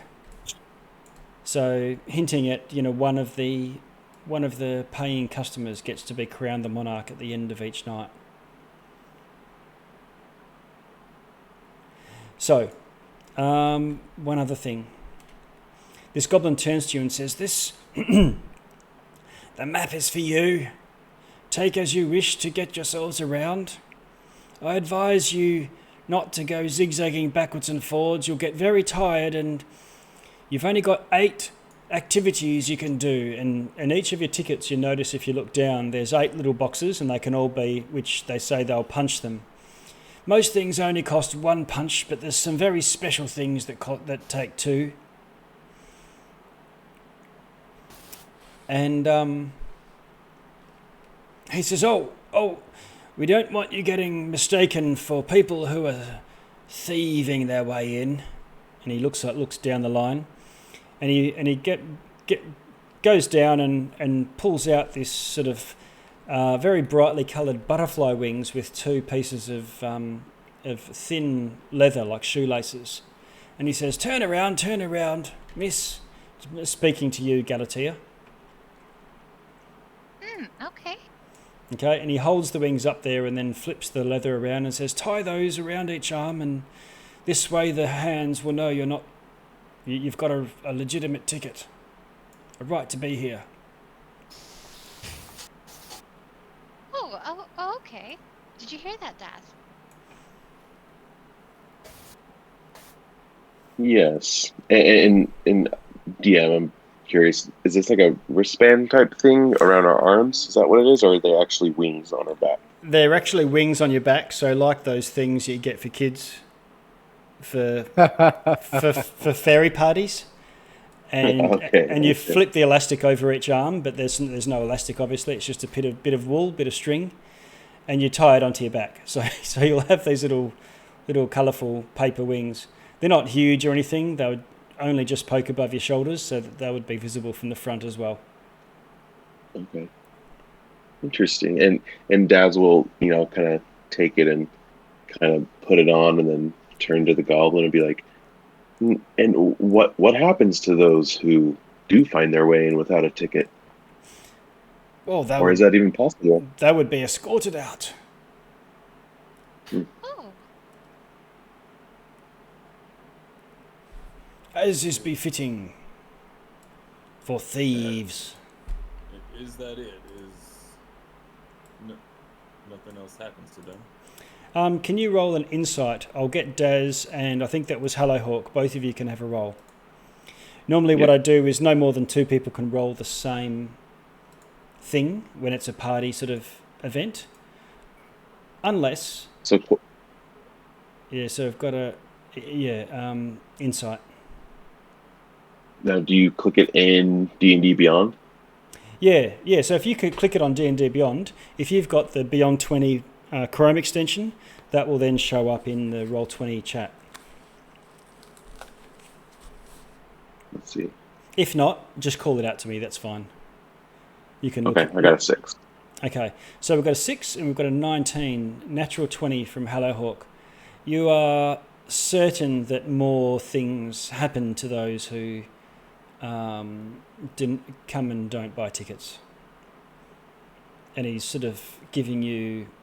you know that he's telling the truth, but there's probably more that would happen to people. And he's definitely not lying. He's not lying, but your intuition is saying that he's very carefully wording to show that he's not lying. He's also not telling the truth, and you also gather that he's a little bit frightened when he thinks of what happens. Ooh. As if whatever does the happening is something from his nightmares.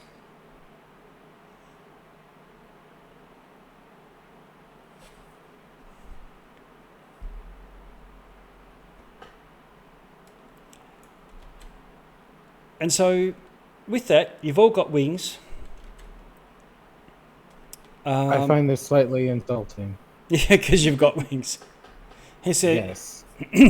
He says, maybe I can fashion something different for you. And he gets out a wristband, and the wristband has what seems like at first you think it's a butterfly, stapled to the wristband, but it's not, and it's about 6. Each wing is about 6 inches across, so it's pretty big. But it's as if you're walking around and you've got a hawk on your arm, but it's just like a paper butterfly. I guess it'll work. I hold the wings in my hand. Okay. Is that Daz? No, Hellahawk. Hellahawk. Okay. He cautions you and just says, make sure it's visible. You don't have to wear them. Yes, of course. Okay. Yes. Now, Selith, you're not required to wear them, but the others are.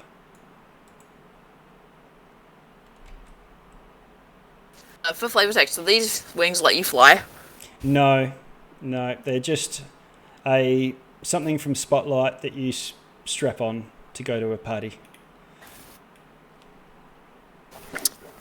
Yeah, she looks a bit bemused at everyone else, but Yeah. just having a good time. Okay. All right. Now, with that, we're at the point where you can now enter the carnival and go and see and do whatever you choose. We won't go into that now, otherwise we're sort of going into fully into what we'll be doing in the first session. I think, Selith, from here you may be called to do some sort of task, like maybe for the first couple of hours you will have to attend some booth somewhere, and then go and catch up with the others after you've done your shift. Yeah, I don't think Solif would feel right about not doing her regular shift. Yeah. Anyway, so that makes sense. Okay. And for the rest of you, you're now free to travel to wherever you choose to. You can see quite close, and you can discuss that through the week, or as you wish. But it would be good for now if I had a bit of an idea, because I'll spend more time on where you're planning to go or what your general plan is. So let's go into that. So you're milling around at the front going, right, well, how do we approach this thing? Well, Galatea is probably extremely distracted by the map and encouraging Daz to go with her to Silver Song Lake. Honestly, I think Theo would be wanting noticing he doesn't want to put on the paper fairy wings, and he'd be like, you really won't become a fairy if you put those on. That's not how that works. Oh, to me? Yeah. I would respond very coldly to that. And my kind of initial time here would be, I don't care about all the bells and whistles. I'm trying to like go poking around to any kind of like, oh, I see staff area over there. So I may kind of like go poking around there and just try to overhear some things or try to get some answers as to my previous experience here. So can I roll like an insight check to see if I can pinpoint like what his intentions are? Because if I not yet. No, not yet. Not yet. And what I generally do is, like, in terms of PvP, try to avoid it, but also no. But also not use actual role play to see whether you can figure things out rather than dice rolls if it's between characters. Gotcha. Because I think if Theo realizes that this guy is potential mischief, Theo might want in on that. Right. Yeah. Is the thing. So that I'm happy for you to infer that however you like from what Theo says. Gotcha, okay. You don't need to see if you pass a test of any sort to determine something. That's you as a player based on what Hello Hawk says. You can act on that. Okay. Yep. So nearby you can see there's a calliope, there's a lost property section. The next sort of ring out, there's to the north the big top, and in the mid and general central area just down to the east there's a place called the Bubble Pop Teapot and the Pixie Kingdom. And if you were to go the other direction, In the middle there is the carousel, and then at the edge of which is beyond the lost property area. And you can see there's many other smaller booths and things.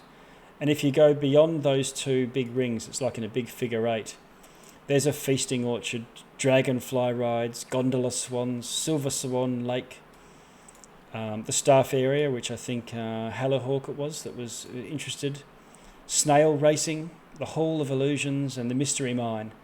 Those are just some of the main attractions, but there's many other small ones that you could stop at or do things as well.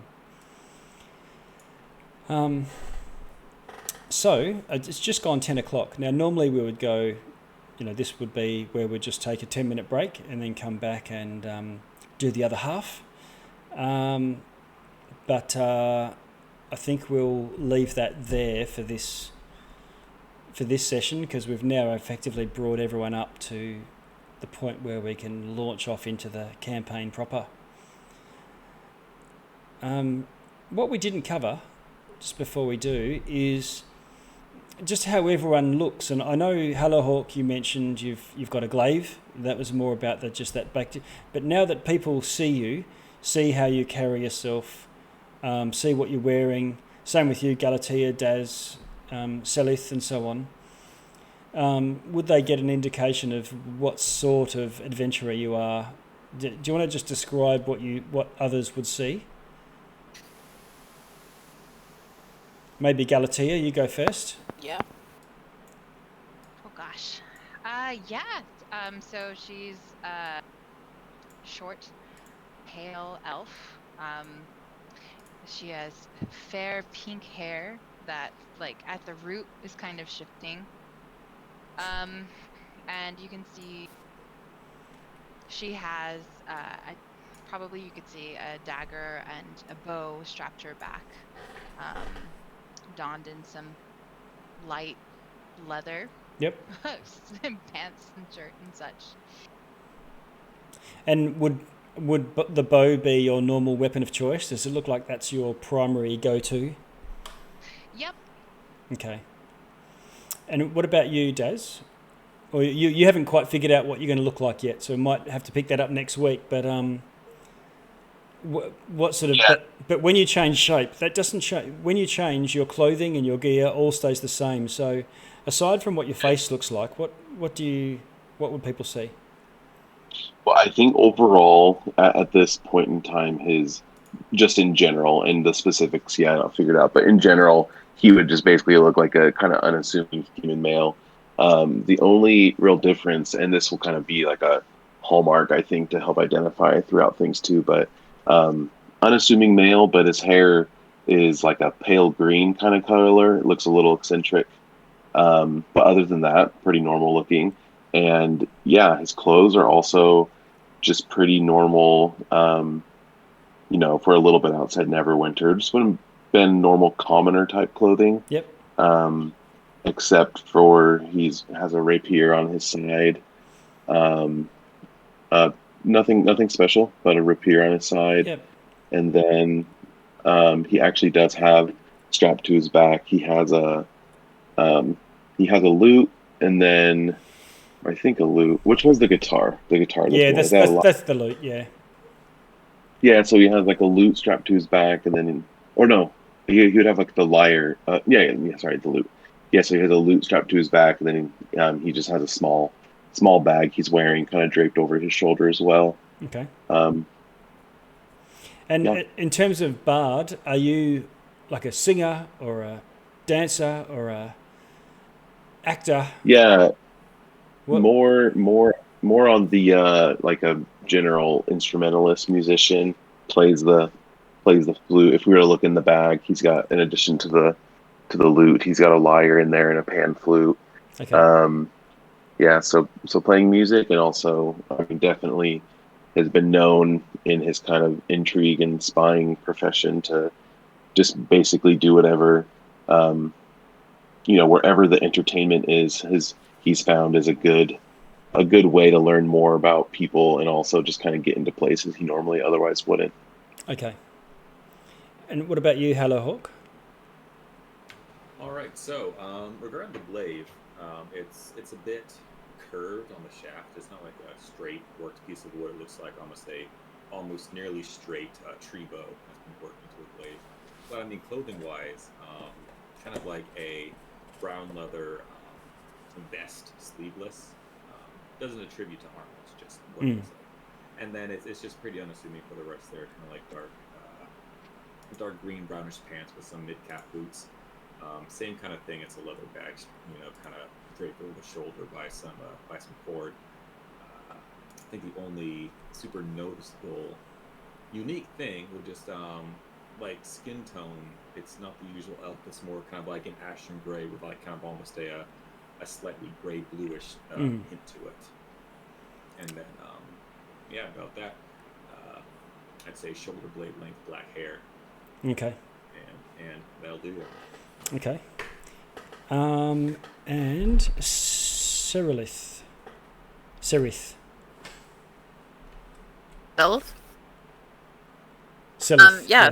So Selith is a Haragon, which is a rabbit folk. Yep. She is a kind of stocky, not super tall, not like a hare.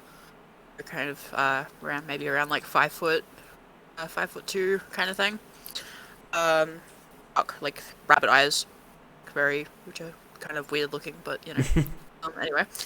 But yeah, she's dressed in kind of like colorful blue leathers, kind of circusy looking. The Witchlight uniform. Yep. Okay. She carries a mace, but it doesn't really look like a mace. It kind of looks like a cheer baton. So it's kind of a bit more stylized than your regular mace. And she wears a moon pendant that has a bunch of stars and an eye on it, which is the goddess symbol. Okay. And but yeah. Are you going with spell components or arcane focus of some sort for spell casting? Arcane focus. And I'm hoping to use the medallion that she wears. Okay. Which is the moon one. All right. And what about you, Daz? Just for your warlock stuff, you need a focus or spell components, a wand or... Bard for Daz. Oh, yes, that's right. Bard, sorry. So you'll Bards have to use components, right? Or can they use an arcane focus? Yeah, no, it's the component. I don't think you have to use components. I think it's your instrument. From memory, I'd have to go in and look it up, but I'm pretty sure from the bards I recall, the instrument itself is how you're casting spells. We can check that up. I know some spellcasters, they have an option, and I'd like to know whether it's the staff that you're wielding or the wand up your sleeve, or in the cases of the holy symbol, the medallion for Selith. What about you, Theodore? Okay. So Theodore is, he's barely 4 feet tall. His fairy wings are slightly different from the norm. They are not necessarily butterfly wings; they're more like moth wings. So every time he flaps, it's almost like this little scale glitter dust that's only visible in moonlight. To just continue the whole little touch of faith thing. Yep. His skin is actually like almost like pearl color. It's not like a. It just looks like not natural. Like he looks very like almost like jeweled. Like he's very sparkly. I want to give this feeling it looks like if you get him in the right light, he will sparkle. Right. Basically. His eyes are also let's go with pink. Why not? His eyes are pink. His hair is a tinge of green. He is dressed in a very I want to say he's dressed in almost like a little bit of a noble's outfit instead of something you would expect a fae, like flowers or something like that. He's more just a little bit like a noble.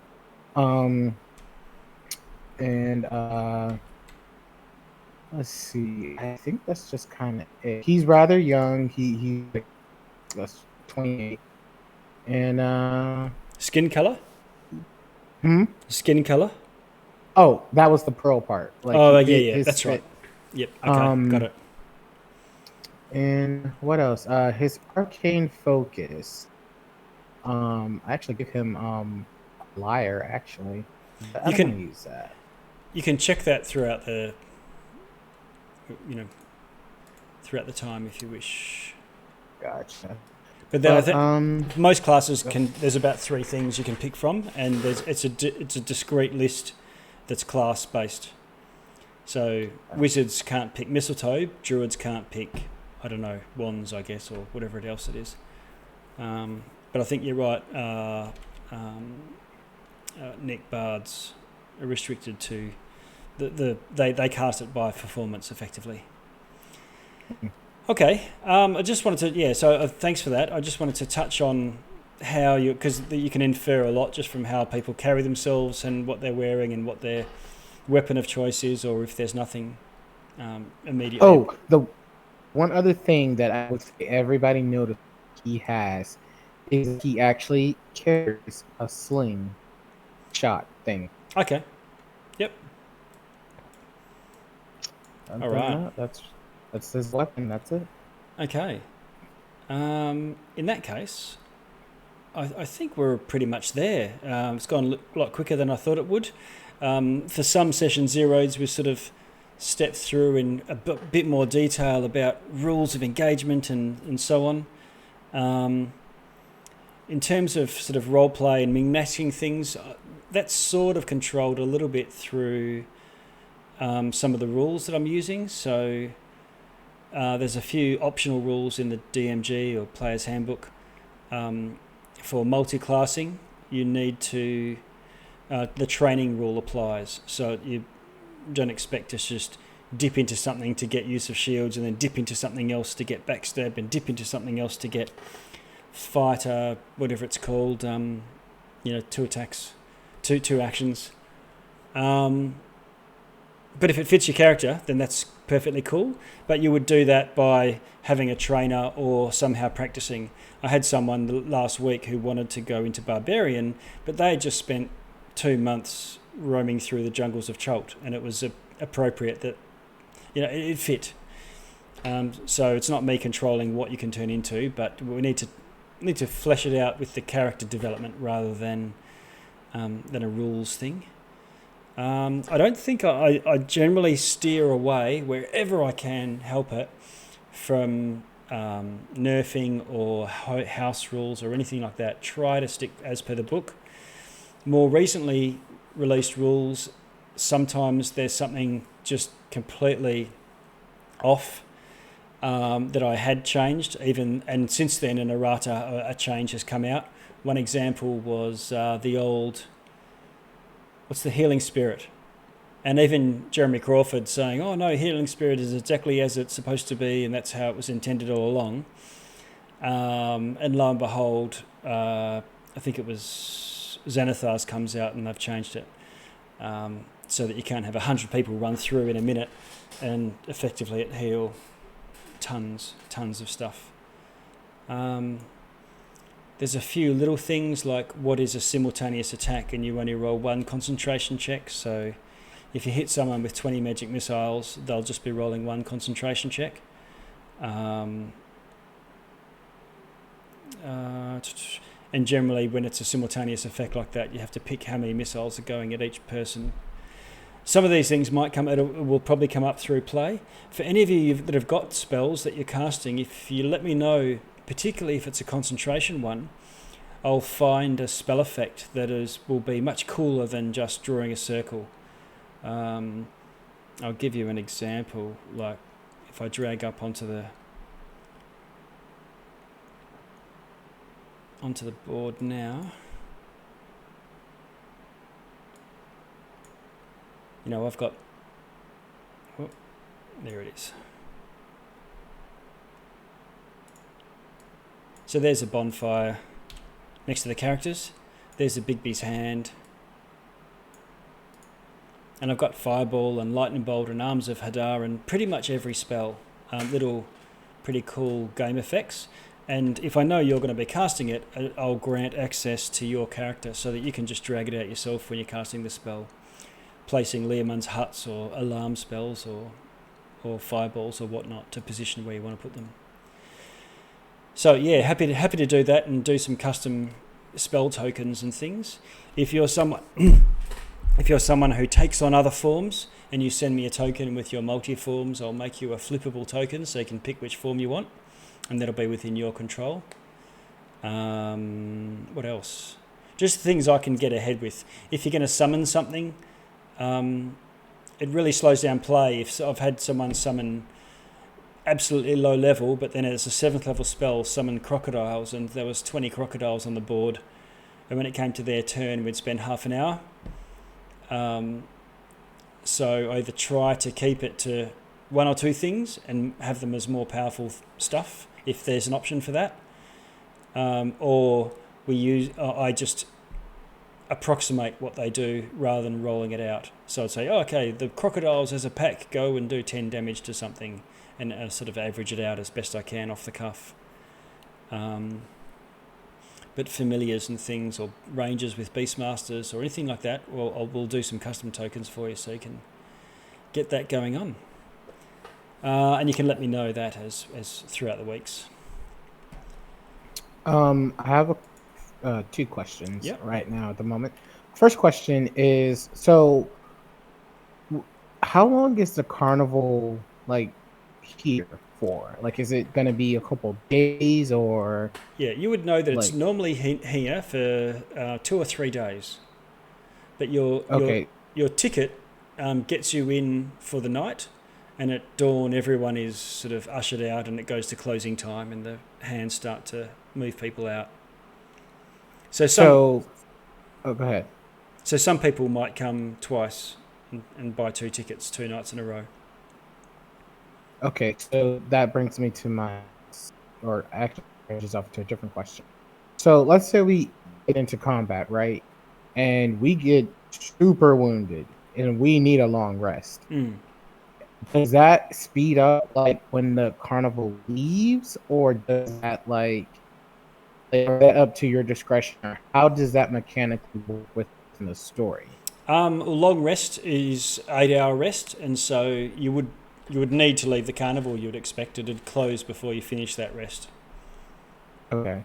But so let's say, because I think the campaign level 1 through 8, right? Yep. And which leads me to my second question: are we doing experience or milestone? Oh, I'll let you know when you go up levels. Okay. And you'll just feel it, and it'll happen either as a result of a short rest or at the end of a combat or whatnot. But this is generally a milestone-based one.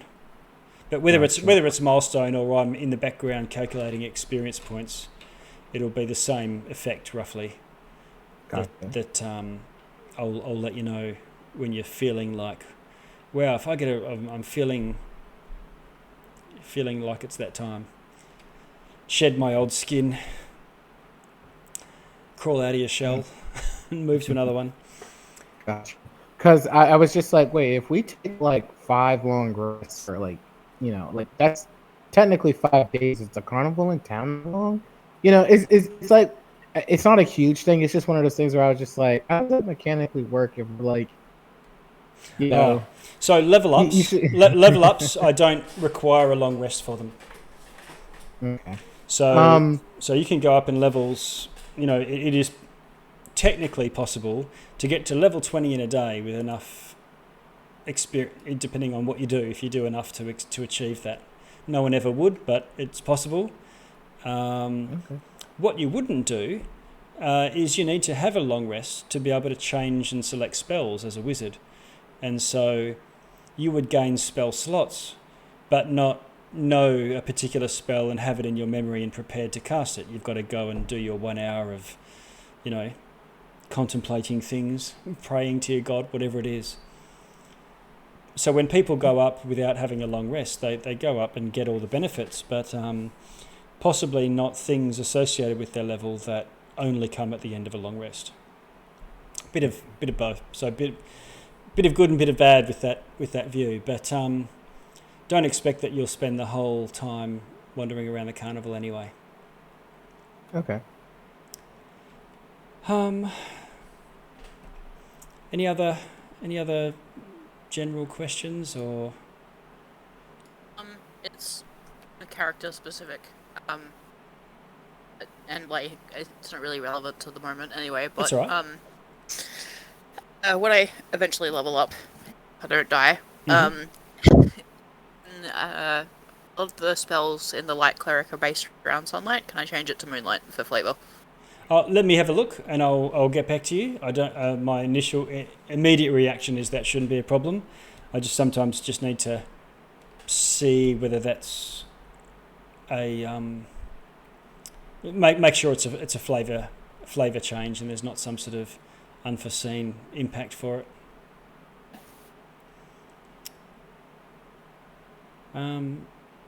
It's sort of like someone changing fire to, I don't know, thunder damage. There's a lot more things that are immune to fire than there are things that are immune to thunder. And generally, fire damage spells do a bit more damage than the others. Like acid and so on is usually D4s or whatnot. So those are the sorts of things I've got to think about. But generally, a first impression is that should be fine. Silly question. Yeah. What would be the season of this moment? Just since Oh yes. Spring. Spring. Yes. Interesting. Okay. Well, I say that because in my time it's like it's the first day of fall. So Right. I'm like, huh. And that's in kind of in my area for like the fair carnival like shows or something. That doesn't make any sense. Spring. Yeah. Sorry, that That's just the favor, literally yeah. right. True.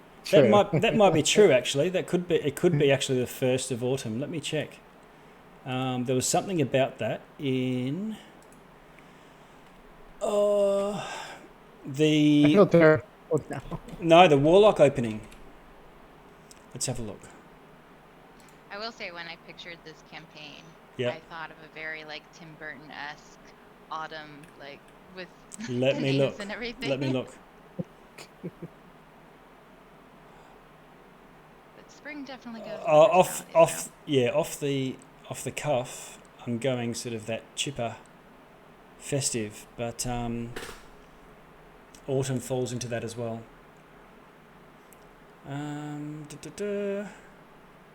Yeah, there we go.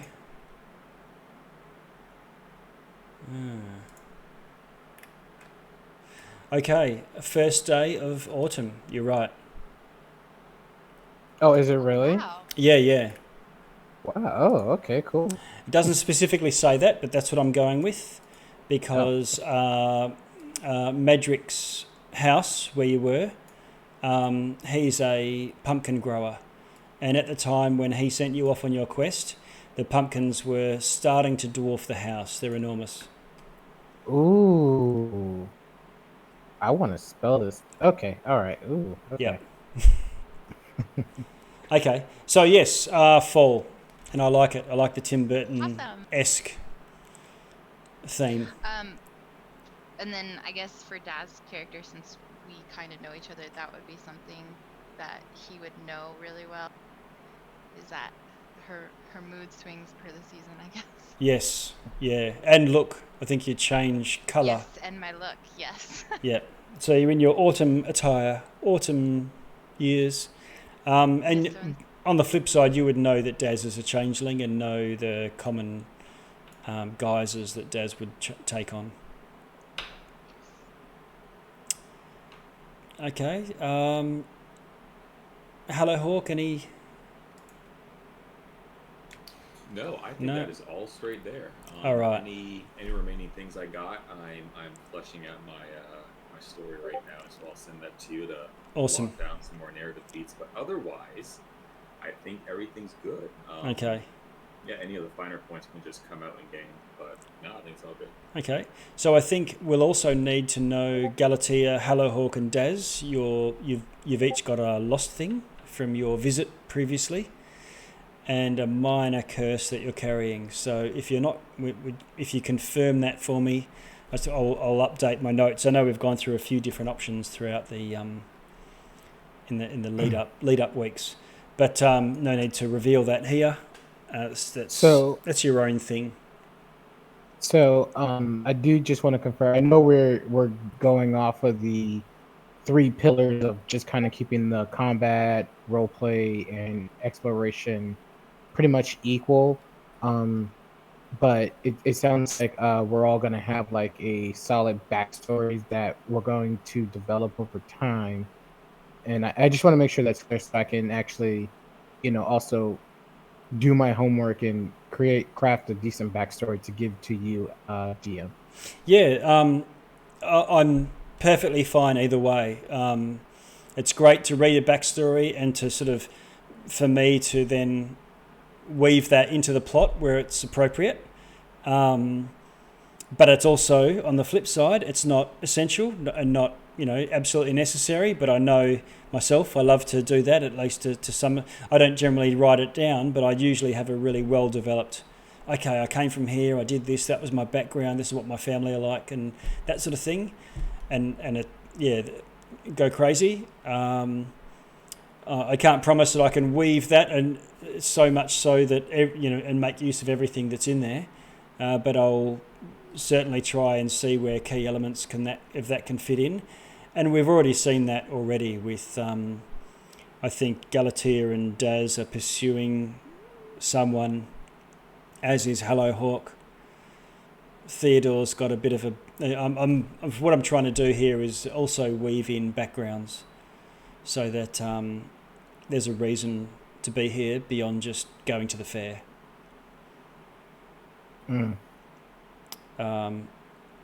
And I think where we sort of have to meta it is, and where the onus is on you all, is rather than, that's what my character would do, and then you go off and do your own thing because that's how well developed your backstory and what you would do, is whatever backstory you do come up with, it needs to be consistent with and have an explanation for why your character would do 2 things. Why would you want to join this group and travel together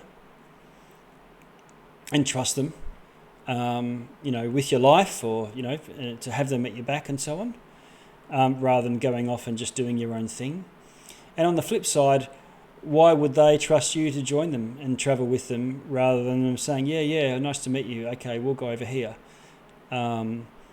So you need to somehow ingratiate yourself with, why would a group such as this embrace you as one of their group as well. So the onus is on the collective player group to what ties you together. Obviously, you don't all have to be marching to the same tune and up and down the square like corporals in a squad. That's the beauty of D&D, is everyone's got a completely different archetype that you're fulfilling, but they're complementary. So those are the only 2 things I would put as constraints to the backstory, is make sure it explains why you would want to travel with this group and why they would want to have you. Is it okay with the other players if I message you guys about potential backstory stuff or connecting? Would that be okay, or would you guys just not rather do that? I'm totally I don't okay mind. with that. Yeah, doesn't hurt to see. Yep.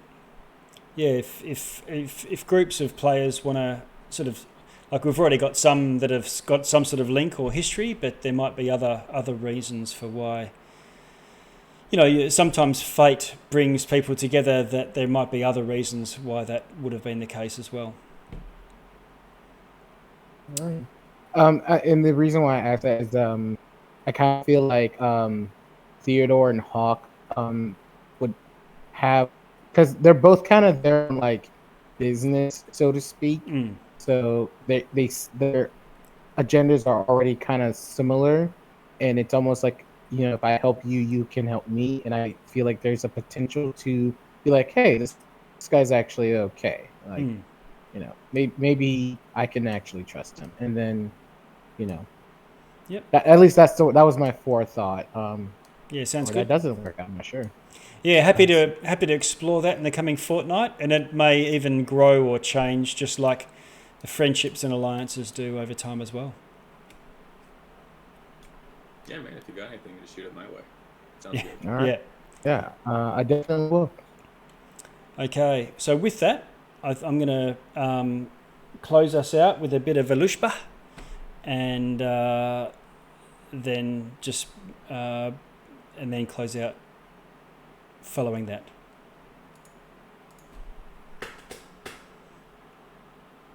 This is a Hearing I ask from the holy races, from Heimdall's sons both high and low. Thou wilt our father, the dweller, relate old tales I remember of days long ago. I remember yet the giants of yore, who gave me bread in the days gone by. 9 worlds I knew, that 9 in the tree, with mighty roots beneath the mould.